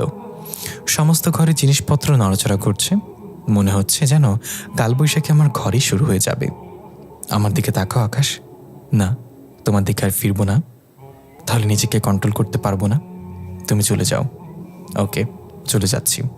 তবে একটা কথা বলে যাই যাওয়ার আগে, তুমি মানুষটা দুনিয়ার মধ্যে আমার দেখা শ্রেষ্ঠ মানুষ। তোমার মতো ভালো মানুষ হয় না। যেভাবে আমার যত্ন করেছ তুমি, আমি সেগুলো কোনোদিনও ভুলবো না। আমার যত্ন করতে গিয়ে নিজের শরীরের কী হাল করেছো তুমি, সেটা আমি দেখেছি। এখন থেকে নিজের শরীরেরও যত্ন নিও, আর খুব মনে পড়বে তোমার কথা। আমি আসি। এটা বলেই মাপসরা চলে গেল। মাপসরা আমায় ছেড়ে চিরতরে চলে গেছে। এটা ভাবতেই শরীরে খিঁচুনি দিয়ে উঠল। সাথে সাথে ফ্লোরে পড়ে গেলাম। ভেতরটা ফেটে যাচ্ছে কষ্টে, আর সহ্য করে না পেরে চিৎকার করে কান্না করতে লাগলাম। চিৎকার শুনে পাশের রুম থেকে সৎমা দৌড়ে এলো। এসে আমাকে ফ্লোর থেকে উপরে পড়ে আছি দেখল, আর আমার মুখ থেকে অনবরত রক্ত বের হচ্ছে। মাপসুরা আমায় চিরতরে ছেড়ে চলে গেছে এটা ভাবতে এই শরীরে খিচুনি দিয়ে উঠল। সাথে সাথে ফ্লোরে পড়ে গেলাম, ভেতরটা ফেটে যাচ্ছে। আমার এই অবস্থা দেখে সৎমা বিকট আওয়াজে চিৎকার করে উঠে বলল, আকাশ বাবা, তো কি হয়েছে? কি বলবো, বলার মতো কোনো শক্তি নেই। তবে একটু বললাম যে মাপসুরা আমায় ছেড়ে চলে গেছে। তারপর আর আওয়াজ বের হচ্ছে না মুখ দিয়ে। কেন ছেড়ে চলে গেছে? কোনো আওয়াজ বের হচ্ছে না মুখ দিয়ে। বাবা তুই কথা বলছিস না কেন? বলে কান্নাকাটি শুরু করে দেয়। এই আকাশের বাবা, তোমার যে কথা, কোথায় আছো, তাড়াতাড়ি এসো। আকাশের আম্মুর চেঁচামেচি শুনে আকাশের বাবা দৌড়ে আসে। এসে দেখে আকাশ ফ্লোরের উপরে পড়ে আছে। আকাশের অবস্থা দেখে তিনিও ঘাবড়ে যান। কি হয়েছে ওর? জানি না কি হয়েছে আমার ছেলের। তুমি তাড়াতাড়ি ওকে হসপিটালে নিয়ে যাও, ওর যেন কিছু না হয়। ওর কিছু হলে আমি মরে যাব। আকাশের বাবা আকাশকে কোলে তুলে নেয়, তারপর হসপিটালের জন্য রওনা হয়। চোখটা বন্ধ হয়ে যাবে অবস্থা, তাকিয়ে থাকার মতন শক্তি নাই। তবে একটা জিনিস দেখে অবাক হলাম যে সৎমা আমাকে দেখতে পারতো না, সে আজ বলছে আমার কিছু হলে সে মরে যাবে। আমাকে দিয়ে তার চাহিদা পূরণ হয়, সেজন্যই হয়তো এমন বলছে। নাকি সত্যি আমাকে সন্তানের মতো ভালোবাসে, জ্ঞান হারিয়ে ফেললাম, আর কিছু মনে নেই। দুদিন পর জ্ঞান ফিরে আসে। চোখ মেলে তাকাতে দেখি পাশে আম্মা আব্বু বসে আছে। আমার জ্ঞান ফিরেছে দেখতে পেয়ে সৎমা আমার কপালে পাগলের মতো চুমু খেতে আরম্ভ করলো। বাবা তুই ঠিক আছিস তো? হ্যাঁ মা। বাবা তুই এমনটা কেন করলি? তুই আমার মাথায় হাত রেখে কসম কর যে আর কোনোদিন ওসব উল্টাপাল্টা কিছু খাবি না। চুপ করে আছি। মা বাবা জানতে পারে যে তার ছেলে নেশা করেছে, তার থেকে লজ্জার আর কি হতে পারে? আর আমার এই অবস্থার পেছনে সম্পূর্ণ দোষ আমার। সেদিন সারাদিন নেশা করেছে, অতিরিক্ত নেশা করার ফলে এসব হয়েছে। বাবা তুই শুনবি না মায়ের কথাটা? হাতটা টেনে নিয়ে গিয়ে আচ্ছা কসম করলাম আর কোনোদিন ওসব খাবো না। আব্বু কিছু বলছে না, আর কি না কি বা বলবে। মা মারা যাওয়ার পর ওনার যে একটা ছেলে আছে সে কথা তার মনেই নেই। হসপিটাল থেকে বাসায় নিয়ে আসা হলো। সৎমা আমার পেছনে লেগে আছে, আমার সেবা যত্ন করছে, কোনো কিছুতেই কমতি রাখছে না, একদম আমার মায়ের মতো দেখভাল করছে। কিন্তু সব কিছুই ভিড়ে মাপসুরাকে বলতে পারিনি। ভেতরটা ফেটে যাচ্ছে কষ্টে। সে যে আমায় ছেড়ে চলে গেছে সেটা আমার বিশ্বাসই হচ্ছে না। এভাবে দিন কাটতে লাগলো। একদম ঘরবন্দি হয়ে গেছে আমি। চাকরিটাও চলে যায় এই কারণে।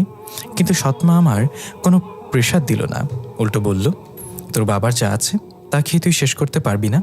তোর চাকরি চলে গেছে, ভালো হয়েছে, তোর আর চাকরি করতে হবে না, আমার ছেলে আমার কাছেই থাকবে। অন্যদিকে মাপসুরা তো সেই খুশি, নিজের মা বাবাকে পেয়ে, পরিপালকের লোকজনকে পেয়ে খুব ভালোই দিন কাটছে তার। হঠাৎ আবার পেইন শুরু হয় তার।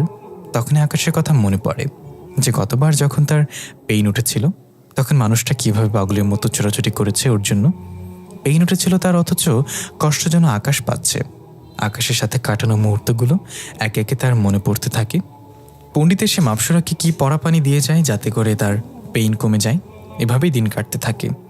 একদিন রাতের বেলায় মাপসুরা ঘুমিয়ে আছে, তখন সে স্বপ্নে দেখতে পায় আকাশকে। আকাশ তার মাথায় হাত বুলিয়ে দিচ্ছে, পেটে চুমু খাচ্ছে আর বলছে, কলিজা তুমি টেনশন করো না, আমি চলে এসেছি। এখন থেকে তোমার সমস্ত দেখভাল আমি করব। তুমি সত্যি চলে এসেছো আকাশ, প্লিজ তোমায় একবার ছুঁয়ে দেখি। আকাশ আর কোনো কথা বলছে না, চোখ মুখ কালো করে নিচের দিকে তাকিয়ে আছে। মাপসুরা আকাশকে ছুতে যাবে তখন সে হাওয়ায় মিশে যায়। এই তুমি কোথায় চলে গেলে আমাকে রেখে? বলে চিৎকার করে ওঠে। সাথে সাথে ঘুম ভেঙে যায়। ঘুম থেকে উঠে সে কাউকেই দেখতে পায় না। তখনই মনে পড়ে তার যে সে পরিপালকে আছে আর আকাশকে পৃথিবীতে রেখে চলে এসেছে। নিজের অজান্তেই সে কান্না করে দেয়। আকাশের জন্য খুব খারাপ লাগছে। তার মনে হচ্ছে সে যেন নিঃশ্বাস ভারী হয়ে আসছে তার। না, কাল সকালে আমি পৃথিবীতে যাব, গিয়ে আকাশকে দেখে আসব। সকালবেলায় মাপসুরা তার মা বাবাকে বলে যে সে পৃথিবীতে যাবে, কিন্তু তার বাবা মা তাকে যেতে দেয় না, কারণ তার শরীরের অবস্থা ভালো না আর এটা পরিপালকের নিয়ম বাইরে। কিন্তু মাপসুরার যেদের কাছে হেরে যায় তিনারা। আচ্ছা ঠিক আছে, কাল তাহলে তুমি পৃথিবীতে যেও, তবে আমিও যাব তোমার সাথে। আচ্ছা বাবা। সকালবেলা মাপসুরার তার বাবা পৃথিবীতে আসে, এসে সোজা আকাশের বাসায় যায়। আকাশ রুমের মধ্যে মরার মতন পড়ে আছে আর একদম শুকিয়ে কাঠ হয়ে গেছে। আকাশের এই দুরবস্থা দেখে মাপসুরা ফুপিয়ে কান্না করে দেয়। এ আকাশ চোখ খোলো, আমি চলে এসেছি। মিটমিট করে চোখ খুলে তাকিয়ে দেখি মাপসুরাকে। খুশিতে মনটা নাচানাচি শুরু করে দিয়েছে। ইচ্ছে করছে শোয়া থেকে উঠে গিয়ে ওকে জড়িয়ে ধরি, কিন্তু শরীর তো খারাপ, সে শক্তিটাও নেই। মাপসুরা চলে যাওয়ার পর নিজের যত্ন নেওয়ার কথা ভুলে গেছি, তাই রোগ হয়ে গিয়েছে অনেক। কি হাল করেছো নিজের মনে মনে? এটার জন্য তো তুমি দায়ী। আর এখন এসে বলো যে কোনো ফায়দা আছে? যখন ছেড়ে গিয়েছিলে তখন ভাবা দরকার ছিল যে আমি তোমায় ছাড়া থাকতে পারবো না, তাও তুমি পাষাণের মতো করে ছেড়ে গেলে। খুব রাগ হচ্ছে মেয়েটার উপরে। হ্যাঁ, আমাকে কষ্ট দিয়েছ, এবার আমিও চুপচাপ থাকবো, কোনো কথা বলবো না। কি হলো, কথা বলছো না যে? কি বলবো? কথা বলবে, প্রয়োজন মনে করি না। চলে যাও এবার, যেখান থেকে এসছো সেখান থেকে চলে যাও। এমন করে বলছে কেন আকাশ? তুমি তো সম্পর্ক ছেদ করে চলে গেল, তারপর আর কি বলার থাকে? তোমার সাথে আমার আর কোনো কিছুই নেই, শুধু বেবিটা হলে আমাকে দিয়ে যেও। আকাশের কথা শুনে মাপসুরার কান্নার গতিবেগ আরও বেড়ে যায়। প্লিজ আকাশ, এভাবে বলো না। তোমাকে ছাড়া আমার খুব কষ্ট হয়, তোমার কাছ থেকে তোমায় ফিল করতে পারিনি। যখন দূরে সরেছি তখনই তোমার ভালোবাসা উপলব্ধি করতে পেরেছি। প্লিজ তুমি আমার সাথে পরিপালকে চলো। আকাশের সৎমাও সামনে ছিল। মাপসুরাকে দেখে আকাশের রুমে এসেছেন তিনি। না, আমার ছেলেকে আমি কোথাও যেতে দেব না, সে আমার কাছেই থাকবে। না, আমি ওকে নিয়েই যাব, ওকে ছাড়া আমার ভালো লাগে না। আমার বর আমার সাথে পরিপালকে থাকবে। মাপসুরা, সে স্বপ্ন ভুলে যাও, সেটা কখনোই হবে না। না হবে বাবা, আমি আকাশকে পরিপালকে নিয়ে যাব আমাদের সাথে। এই মেয়ে, একবার বলেছি না যে আমি আমার ছেলেকে কোথাও যেতে দেব না? আরে মাপসুরা, কি পাগলামো করছিস? সে যেতে চায় না, তাও তুই জোর করছিস কেন? বাবা, আমি এত কিছু বুঝি না, আমি এটুকু জানি আমি আকাশকে এখান থেকে নিয়ে যাব। ওকে আমি নিজের কাছে রাখবো, কারো কথা আমি শুনবো না। বলে আকাশের হাত ধরে ওকে হাওয়ায় ভাসিয়ে ফেলে। তারপর ওকে নিয়ে পরিপালকে চলে যায়। ওর বাবাকে ফেলে রেখে চলে আসে সে। আকাশের মতো রেগে মেগে আগুন। আপনার মেয়ে কিন্তু কাজটা ভালো করেনি। আমার ছেলের কিছু হলে কিন্তু আমি আপনাদের কাউকে ছাড়বো না। জেদ করে আমার ছেলেকে নিয়ে গেছে তো এটার ফল ভালো হবে না। শহরের নাম করা কবিরাজের কাছে যাব আমি, আমার ছেলেকে আমি ফিরিয়ে আনবো। প্লিজ আপনি এভাবে রেগে যাবেন না। কথা দিচ্ছে আপনার ছেলের কিছুই হবে না। আপনার ছেলেকে সই সালামতে আপনার কাছে ফিরিয়ে দিয়ে যাব। আমার মেয়েটা ওকে খুব ভালোবাসে, তাই পাগলামো করেছে।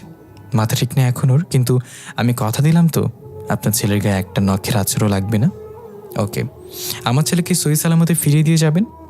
মাপসুরার বাবা চলে আসে। এসে দেখে মাপসুরা পরিপালকের গেটের মধ্যে বসে কান্না করছে। কিরে, কি হয়েছে, কান্না করছিস কেন? পণ্ডিত আমার আকাশকে আমার থেকে জোর করে নিয়ে চলে গেছে, ওকে নাকি মেরে ফেলবে। কি? পণ্ডিত এত বড় সাহস যে আমার জামাইয়ের গায়ে হাত দিবে সে? মাপসুরার বাবা তো সেই রকমের খেপে যায়। তুই চল আমার সাথে পণ্ডিতের কাছে যাব। মাপসুরা আর তার বাবা পরিপালকে ঢুকতে দেখে সমস্ত পণ্ডিতরা আরাধনা শুরু করে দিয়েছে। আশুরায় মাঝখানে আকাশকে বেঁধে রেখেছে। আরাধনা শেষ হলে আকাশকে তারা মেরে ফেলবে, কারণ পরিপালকে মানুষ আসলেই তারা তাকে মেরে ফেলে। তার উপরে পণ্ডিতকে এসে লাথি মেরেছিল। পণ্ডিত তো এটা নিয়ে ওর উপর আরও রেগে আছে। মাপসুরার বাবা দৌড়ে রাজদরবারে চলে যায়, যেটা তার অবস্থান। তিনার রুমে গিয়ে তিনি আটরম্ব লাঠিটাও হাতে নিয়ে উঠিয়ে নেয়, আর সে পুরো পরিপালক মাটির সাথে মিশে দেবে। পণ্ডিত কোন সাহসে রাজার অনুমতি না নিয়ে আরাধনা শুরু করেছে। লাঠিটা হাতে নিয়ে জমিনের মধ্যে সজোরে একটা আঘাত করে। সাথে সাথে পরিপালকের সমস্ত বেড়িবাঁধ ভেঙে হাওয়ায় ভেসতে থাকে। কিন্তু পণ্ডিতদের কিছু হয় না, তারা জায়গায় বসে আছে। এটা থেকে তো মাপসুরা আর তার বাবার চোখ কপাল উঠে যায়, কারণ এই ৮ রম্ব দিয়ে মাটিতে আঘাত করলে পুরো পরিপালক থমকে যাবে। কেউ এই ৮ রম্বর মায়া থেকে বাঁচতে পারবে না। কিন্তু সেখানে পণ্ডিতদের কিছুই হলো না। তারা কি মায়ের শক্তি নিয়ে আরাধনা করে শুরু করেছে? মাপসুরার বাবার যেন মাথায় কিছুই কাজ করছে না। মাপসুরার তার বাবার চোখ কপাল উঠে যায়। না, এটা হতে পারে না, এই ৮ নম্বর মায়া থেকে কেউ বাঁচতে পারে না। লাঠি দিয়ে আবার মাটিতে আঘাত করে দ্বিতীয়বারেও পণ্ডিতদের কিছুই হয় না, বরং উল্টা আরও তাদের আসুরাটা মায়ার শক্তিতে ত্রিলোক হয়ে যায়। আরে মহারাজ, কি করছেন? কি আপনি কি মনে করেছেন আপনার ওই লাঠি আমাদেরকে দমিয়ে রাখতে পারবে? পণ্ডিত, তুমি কিন্তু কাজটা ভালো করছো না। রাজার সাথে পাঙ্গা নেওয়ার ফল কিন্তু তোমাকে ভোগ করতেই হবে। আরে মহারাজ, আপনি কিন্তু ভুলেই যাচ্ছেন আমি কে। আমি পরিপালকের সবচেয়ে পুরনো পণ্ডিত। অনেক অসাধ্য সাধন করেছি আমি। আমাকে আটকানোর ক্ষমতা আপনার নেই, আর আপনার ওই ৮ রম্ব বাকিদের মায়া করতে পারবে, কিন্তু আমাকে না। দেখছেন না আসুরাটা মায়াবেষ্টন হয়ে আছে। আপনি আমার কোনো পণ্ডিতকেই মায়া করতে পারবেন না। আজ এই বালককে খতম করে ছাড়ব। পণ্ডিতের কথা শুনে মাপসুরার বাবার তো পায়ের নিচ থেকে মাটি সরে যায়। পণ্ডিত হয়তো এমন কোনো মায়া জাদু জানে যেটার কারণে তাকে মায়া করা যাচ্ছে না। তিনি মাথায় হাত দিয়ে সোজা জমিনে বসে পড়ে। পাশ থেকে মাপসুরা চিৎকার করে ওঠে। মাপসুরার পেটে পেইন হচ্ছে। মা, তোর কি হচ্ছে? মা, বাবা, আমার পেটে খুব ব্যথা করছে। তুই আমার সাথে চল, গিয়ে রেস্ট করবি, এদিকটা আমি দেখছি। না, আমি যাব না। আমার আকাশকে ওরা মেরে ফেলবে। প্লিজ মা, আমার এমন করিস না। আমি থাকতে ওরা তোর আকাশে কিচ্ছু করতে পারবে না। কি করবে বাবা তুমি? তোমার 8 রম্বকেও তো পণ্ডিতরা মায়া করে ফেলেছে। এখন যা করতে হবে আমাকে করতে হবে। তুই কি করবি? আমি যেখানে ওদের কিছু করতে পারলাম না। মাপসরা পণ্ডিতদের আসরার সামনে চলে যায়। ভালো ভালো বলছে আমার আকাশকে আপনারা ছেড়ে দিন, না হয় কিন্তু আপনাদের কাউকে আমি ছাড়বো না। হাসলে তুমি। রাজা যেখানে আমাকে আটকাতে পারিনি সেখানে তুমি আমাকে আটকাবে? আর আসলে ওকে ছেড়ে দেওয়ার কথা, ওকে তো আমি ছাড়বো না। সে আমায় লাথি মেরেছে। তার থেকে বড় কথা, তোমার রাজদরবারে কাউকে আমি শান্তিতে থাকতে দেব না। এতদিন জাস্ট উপরে উপরে ভালোবাসা দেখিয়ে এসেছি, কিন্তু হাকিকতে এমনটা না। কারণ আমি এমন জাদুবিদ্যা জানার পরেও রাজা হতে পারলাম না যেখানে তোমার বাবা কোনো কিছু জেনেই না জেনে রাজা হয়ে গেল। সেটা আমি মেনে নিতে পারি না। তাই প্রতিজ্ঞা করেছিলাম রাজদরবারের সুখ আমি কেড়ে নেব, আর রাজত্ব করব আমি। পুরো পরিপালক আমার অধীনে চলবে। পণ্ডিতের এমন ধারা কথা শুনে মাপসুরার রাগ মাথায় উঠে যায়। ওকে আমি দেখছি কি করে তোমরা আমার আকাশকে মারো। তোমরা তো ভুলে যাচ্ছ যে আমার পেটে আকাশের সন্তান রয়েছে। আর তার থেকে বড় কথা, মানুষের পরই 2 ধরনের শক্তি আমি অর্জন করেছি। আরাধনা প্রায় শেষ, আকাশকে এখন বলি দেওয়া হবে। এমন সময় মাপসুরার বাবার হাত থেকে 8 রম্বটা নিয়ে আসুরার ত্রিকালের মধ্যে আঘাত করে। সাথে সাথে ত্রিকাল ফেটে চূর্ণ বিচূর্ণ হয়ে যায়, আর মাপসুরা আসুরায় ঢুকে পড়ে। পণ্ডিতের তো মাথা ঘুরতে শুরু করে মাপসুরার কাণ্ড দেখে। কি করে সম্ভব এটা? ত্রিলোক ভাঙার ক্ষমতা তো কারণ নেই। এই মেয়ে কীভাবে করলো এটা? বড় বড় জাদুকররাও এটা করতে পারতো না। যা এই মেয়ে করেছে, না ওকে আটকাতে হবে। পণ্ডিত আবার ত্রিলাখ করতে চাইলে এবার সে আর ত্রিলোক হয় না। ত্রিলোকের ভিতরে গিয়ে দেখে আকাশের চেহারা পুরো ঝলসে গেছে। এটা দেখে নিজেকে আর কন্ট্রোল করতে পারে না। 8 রম্ব দিয়ে আবার মাটির মধ্যে সজোরে আঘাত করে। সাথে সাথে কম্পন শুরু হয়ে যায় পরিপলকে। এত জোরে কম্পন হয় যে পণ্ডিত মাটিতে পড়ে যায়। সমস্ত পণ্ডিত এই মাটিতে লুটে পড়েছে। অন্যদিকে মাপসুরা আকাশকে ছাড়িয়ে নেয়। ছাড়িয়ে নিয়ে ওকে মাটিতে শুয়ে রাখে। ঠিক সেই সময় পণ্ডিত মাটি থেকে উঠে মায়া করে মাপসুরার দিকে ছুঁড়ে মারে। মায়াটা মাপসুরার সামনে এসে আটকে যায়। কোনো ক্ষতি হয় না। মাপসুরা এবার চরম পর্যায়ে রেগে যায়। সে 8 রম্বটা পণ্ডিতের দিকে সজোরে ফিক্কা মারে। পণ্ডিত সেটাকে আটকাতে গেলে পারে না। 8 রম্বটা তার শরীর ছেদ করে অপর প্রান্ত দিয়ে বের হয়ে যায়। সাথে সাথে পণ্ডিত মাটিতে লুটে পড়ে। এই 8 রম্বকে আটকানোর ক্ষমতা কারণ নেই। পুরো পরিপালকের পণ্ডিতরা মিলে চেষ্টা করলেও সেটা আটকাতে পারবে না, কারণ সেটা মাপসুরা ছুঁড়ে মেরেছে, আর তার শরীরে শক্তি এখনও কয়েক গুণ বেড়ে গিয়েছে। প্রথমত সে পড়ি, তার উপরে তার হাতে 8 রম্ব। তার থেকে বড় কথা, সে দুনিয়া থেকে মানুষের শক্তি অর্জন করে এসেছে। পণ্ডিতের মৃতদেহ জমিনে পড়ে আছে। মাপসুরার বাবা তো এসব দেখে নিজের চোখকে বিশ্বাস করতে পারছে না। মাপসুরার হাত থেকে 8 রম্বটা নিয়ে তিনি জমিনে আঘাত করে। সাথে সাথে পুরো পরিপালক আগের ন্যায় হয়ে যায়, আর সমস্ত পণ্ডিতরা তিনার পায়ের কাছে এসে হুমড়ি খেয়ে পড়ে। মহারাজ, আমাদেরকে মাফ করে দিন। পণ্ডিত আমাদের ভয় দেখিয়েছিল, যার ফলে আমরা তিনার কথায় রাজি হয়েছি। ওনার কথায় রাজি না হলে বলেছে আমাদের সবাইকে মায়া করে মেরে ফেলবে। তোমাদের কোনো দোষ নেই, যে দোষ করেছে সে শাস্তি পেয়েছে। মাপসুরা আকাশকে কোলে করে রাজদরবারে নিয়ে আসে। পুরো রাজদরবার থমথম করছে। সমস্ত পরিপালকের পরীরা আকাশকে দেখতে এসেছে। মানুষ দেখতে তাদের কাছে ভালো লাগে, কারণ মানুষ অনেক সুন্দর হয়। তারা সবসময় মানুষকে নিয়ে ঘর সংসার করার স্বপ্ন দেখে। ওই রূপ ফিরিয়ে আনেন পণ্ডিতদের উদ্দেশ্য করে মাপসুরা বলে। একজন পণ্ডিত বলে ওঠে, আমাকে কিছুটা সময় দিন, আমি ওই রূপ ফিরিয়ে আনার ব্যবস্থা করছি। পণ্ডিত সেখান থেকে চলে যায়। একটু পর ফিরে আসে হাতে রূপ গাছের ফল নিয়ে। সেটা এনে আকাশকে খাইয়ে দেয়। আকাশের চেহারা আগের ন্যায় হয়ে যায়, কিন্তু তার জ্ঞান এখনও ফেরেনি। সবাই অপেক্ষা করছে আকাশের জ্ঞান ফেরার। একটু পর আকাশের জ্ঞান ফিরে আসে। বিপত্তিটা তখনই বাধে। আকাশ নিঃশ্বাস নিতে পারছে না, তার খুব কষ্ট হচ্ছে। মুরগি জবাই করলে যেমন ধরফর করে, আকাশও ঠিক সেই রকমভাবে ধরফর করছে। এটা দেখে এক পণ্ডিত বলে, এই বালক আর কিছুক্ষণের মধ্যে মারা যাবে।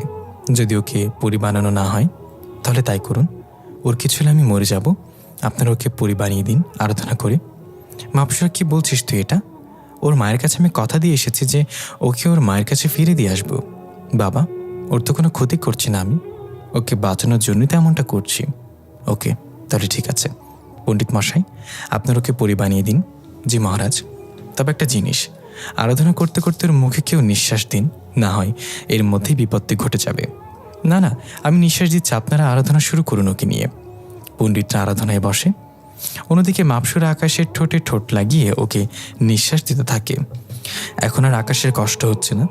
আমি কোথায় আছি, আর মাপসুরা আমার ঠোঁটে ঠোঁট কেন লাগিয়ে রেখেছে? ধুর, কী সব করছে ও? মাপসুরাকে সরিয়ে দিতে চাইলাম, নিজের থেকে সে আরও শক্ত করে আমায় জড়িয়ে ধরেছে আর চোখের ইশারায় বলছে ওকে না ছাড়তে।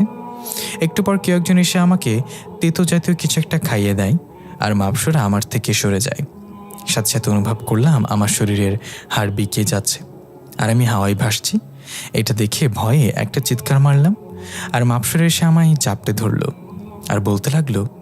একটু পর কেউ একজন এসে আমায় তেতো জাতীয় কিছু একটা খাইয়ে দেয় আর মাপসুরা আমার থেকে দূরে সরে যায়। সাথে সাথে অনুভব করলাম যে আমার শরীরের হাড় বিকিয়ে যাচ্ছে আর আমি হাওয়ায় ভাসছি। এটা দেখে ভয়ে একটা চিৎকার মারলাম আর মাপসুরা এসে আমায় চাপটে ধরলো আর বলতে লাগলো, খুব কষ্ট হচ্ছে আমার কলিজাটা, তাই না? হ্যাঁ, খুব কষ্ট হচ্ছে, নিঃশ্বাস নিতে পারছি না আমি। কলিজা প্লিজ আর একটু সহ্য করে নাও, তারপর সব ঠিক হয়ে যাবে। এত কষ্ট মনে হচ্ছে যেন এখনই দমটা বের হয়ে যাবে। একটু পর ধপাস করে মাটিতে পড়ে গেলাম। তারপর আর কিছু জানি না। যখন জ্ঞান ফিরে আসে তখন নিজেকে আবিষ্কার করি বিছানার উপরে শুয়ে আছি আর মাপসুরা আমার মাথাটাকে তার কোলের মধ্যে নিয়ে বসে আছে আর মাথায় হাত বুলিয়ে দিচ্ছে। আমার জ্ঞান ফিরে এসেছে সেটা দেখতে পেয়েই খুশিতে কান্না করে দিল আর আমায় পাগলের মতো চুমু খেতে আরম্ভ করলো। এখন কেমন লাগছে আমার কলিজাটার? মুখ অন্যদিকে ঘুরিয়ে ফেললাম। কি হলো, আমার বাবুটা আমার উপর রেগে আছে বুঝি? মাপসুরা, তুমি তোমার প্রতিশোধ নিয়েই নিলে, তাই তো? আমাকে মানুষ থেকে পরি বানিয়ে দিলে যাতে করে আমি আর দুনিয়াতে যেতে না পারি। সত্যি বলছি, আমি তোমার উপরে প্রতিশোধ নেইনি, তোমাকে বাঁচানোর জন্যই পরি বানিয়েছি। আর কে বলেছে তুমি পৃথিবীতে যেতে পারবে না? তুমি সব পারবে। তোমার যখন যা ইচ্ছে করবে তুমি তাই করবে। তোমার জন্য কোনো ধরা বাধা নেই। ও ভালো, তবে সেটাতে তো পরিপালকের নিয়ম ভঙ্গ করা হবে। আরে দূর, কিসের নিয়ম? রাজের উপরে কেউ আছে নাকি? তার থেকে বড় কথা, তুমি আমার হবু, যেমন তুমি হবু না রাজ দরবারের একমাত্র মেয়ের জামাই। তুমি তোমার স্বাধীন মতো চলবে। সবই বুঝলাম, কিন্তু রাজের উপরে কেউ আছে নাকি মানে বুঝলাম না। আরে গাধা, তোমায় বলছিলাম না যে আমি পরিপালকের ভবিষ্যৎ রানী হব?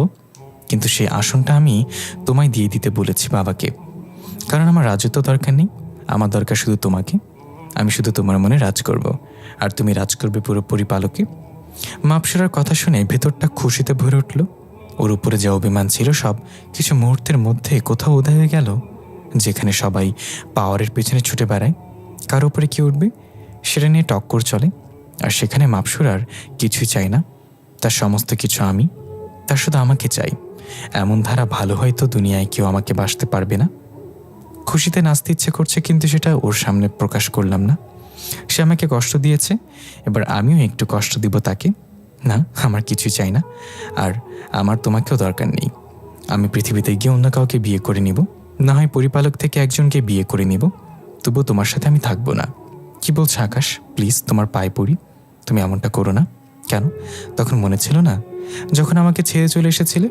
বিশ্বাস করো, তখন আমি অন্ধ ছিলাম, কিন্তু এখন আমি তুমিতে আটকে গেছি তোমার ভালোবাসায়। প্লিজ, তুমি এমন কিছু করো না। না, আমি তো এসব শুনবো না। তখন আমিও অনেক বুঝিয়েছিলাম, কই তুমি তো আমার কথা শোনোনি, চলে এসেছো স্বার্থপরের মতো। প্লিজ আকাশ, তুমি আমাকে একা করে দিও না। আমি তোমার পায়ে পড়ে ক্ষমা চাইছি। তুমি এসব কিছু করলে আমি মরে যাব। আমি তোমার ভাগ কাউকে দিতে পারবো না। বলতে বলতে ফুপিয়ে কান্না করে দেয়। ওর কান্না দেখে হাসি আর থামাতে পারলাম না, শব্দ করে হেসে দিলাম। আরে পাগলি মেয়ে, কান্না করে কেন? আমি কি পাগল নাকি যে তোমায় ছেড়ে যাব? তোমার পেটে আমাদের বেবি রয়েছে, তারপরে আমি অন্য নারীর কাছে যাব? তুমি সেটা ভাবলে কি করে? আমি তো মজা করছিলাম। কি বললি তুই? তুই এতক্ষণ আমার সাথে মজা করলি? আর অন্যদিকে আমার ভেতরে ফেটে যাচ্ছিল, কুত্তা তুই একটা, বলে আকাশকে মারতে আরম্ভ করে। আরে আল্লাহ, কি করছো কি তুমি? মারতে গিয়ে তো বেফাস লেগে গেলে বাবু ব্যথা পাবে তো। পাক ব্যথা? ওর বাবা যে শয়তান হয়ে গেছে সেটা আজ দেখুক পেট থেকে। আকাশের চুল ধরে ইচ্ছে মতো টানছে। মাপসুরাকে ছাড়িয়ে নিয়ে ওর হাত দুটো চেপে ধরলাম বিছানার সাথে। দেখি এবার কি করে মারো। দেখো, ভালো হবে না কিন্তু, বলে দিলাম। আমাকে মারতে দে, আমার রাগ উঠে আছে। আরে আমার ময়না পাখি, এত রাখতে নেই, আর তোমার জন্য তো রাগ হারাম। আর দাঁড়াও, তোমার রাগ কমাচ্ছে বলে ওর ঠোঁট জোড়া নিজের দখলে করে নিলাম। ইচ্ছা মতো চুমুক খেচ্ছি। কি যে নেশা ওর ঠোঁটের মধ্যে তা উপরওয়ালাই ভালো জানেন। ইচ্ছা করছিল না ওকে ছাড়তে, কিন্তু দরজা কেউ একজন কড়া নাড়ল, তাই ওকে ছেড়ে দিয়েছি। মাপসরা বিছানা থেকে উঠে গিয়ে দরজা খুলল। হে রানী মহারাজ, আপনাদেরকে যেতে বলেছে। একটু পর নাকি রাজা ঘোষিত করা হবে। ওকে আসছি। মাপসরার আমি মিলে নিচে রাজসভায় গেলাম। রাজসভায় গিয়ে তো মাথা ঘুরে উঠল। হাজার হাজার পরি উপস্থিত হয়েছে সেখানে। রাজামশাই মাপসরার বাবা আমাকে সবার সামনে রাজা ঘোষিত করলো আর আমার মাথার মধ্যে রাজার মুকুট পরিয়ে দিল। কল্পনাও করতে পারিনি কখনো যে এত বড় পজিশনে নিজেকে দেখতে পাবো, যেখানে দুনিয়ার মানুষ আমাকে 2 টাকা দামও দিত না। সেখানে আমি পুরো পরিপালকের রাজা, নতুন রাজা ঘোষিত হওয়ায় সবাই আনন্দ উল্লাস করছে। এমন সময় মাপসরার আকাশকে বলে চিৎকার করে ওঠে। দৌড়ে মাপসরার কাছে গেলাম। কি হয়েছে বাবু তোমার? আমার খুব পেটে ব্যথা করছে, মনে হচ্ছে এখনই বাবু হয়ে যাবে। পণ্ডিতরা দৌড়ে আসলো। তিনারা দেখেই বললেন মাপসরার প্রসবের সময় চলে এসেছে, ওর আজকে প্রসব হবে। সমস্ত কিছুর এন্তজাম হলো। অভিজ্ঞ মেয়ে পরি দ্বারা মাপসরার বাবু হওয়ার কার্যক্রম শেষ হলো। মেয়ে হয়েছে আমাদের, দেখতে একদম পুরো ওর মায়ের মতন হয়েছে। মেয়েটাকে নিয়ে এসে আমার কোলে দিল। মাপসরার কথা জিজ্ঞাসা করতেই যে সে কেমন আছে, সবাই মুখ কালো করে ফেলল। কি হয়েছে, কথা বলছেন না যে? মাপসরা ঠিক আছে তো?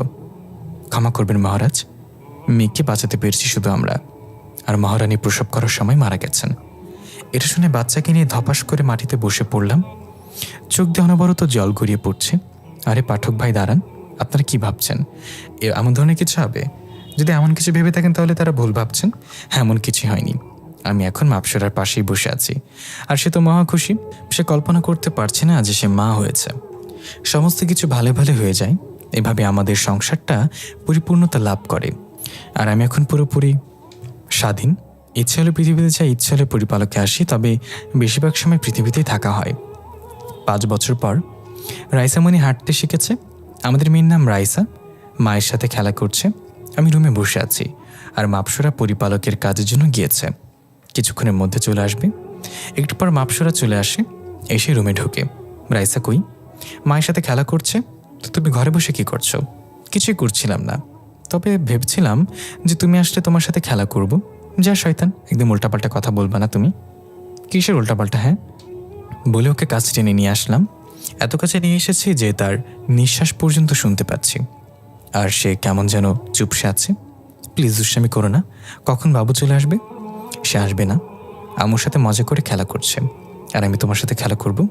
কি খেলা করবে? বাবু হয় যে সেই খেলা। আর কি কি বলছো এসব? তোমার লজ্জা শরমে কি বিক্রি করে কটকটি খেয়েছো নাকি?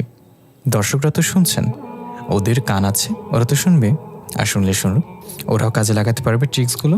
তোমার আসলে লজ্জা শরম নেই? না নেই, সরো, এখন আমি আদর করব। বলে মাপসরাকে আদর করতে আরম্ভ করলাম। দর্শক ভাইরা আর কত শুনবেন? আপনাদের পক্ষ হয়ে একটু কথা বলেছি দেখে ভাবিয়েন না যে আপনাদের সামনে ইতিহাস তৈরি করব।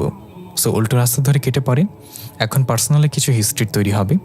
গল্পটা কেমন হয়েছে সবাই গঠনমূলক মন্তব্য করে জানাবেন। আর আপনারা যদি চান তাহলে এই গল্পের সিজন 3 নিয়ে আসবো। সবাই ভালো থাকবেন। আল্লাহ হাফেজ। দেখা হবে পরবর্তী গল্পে।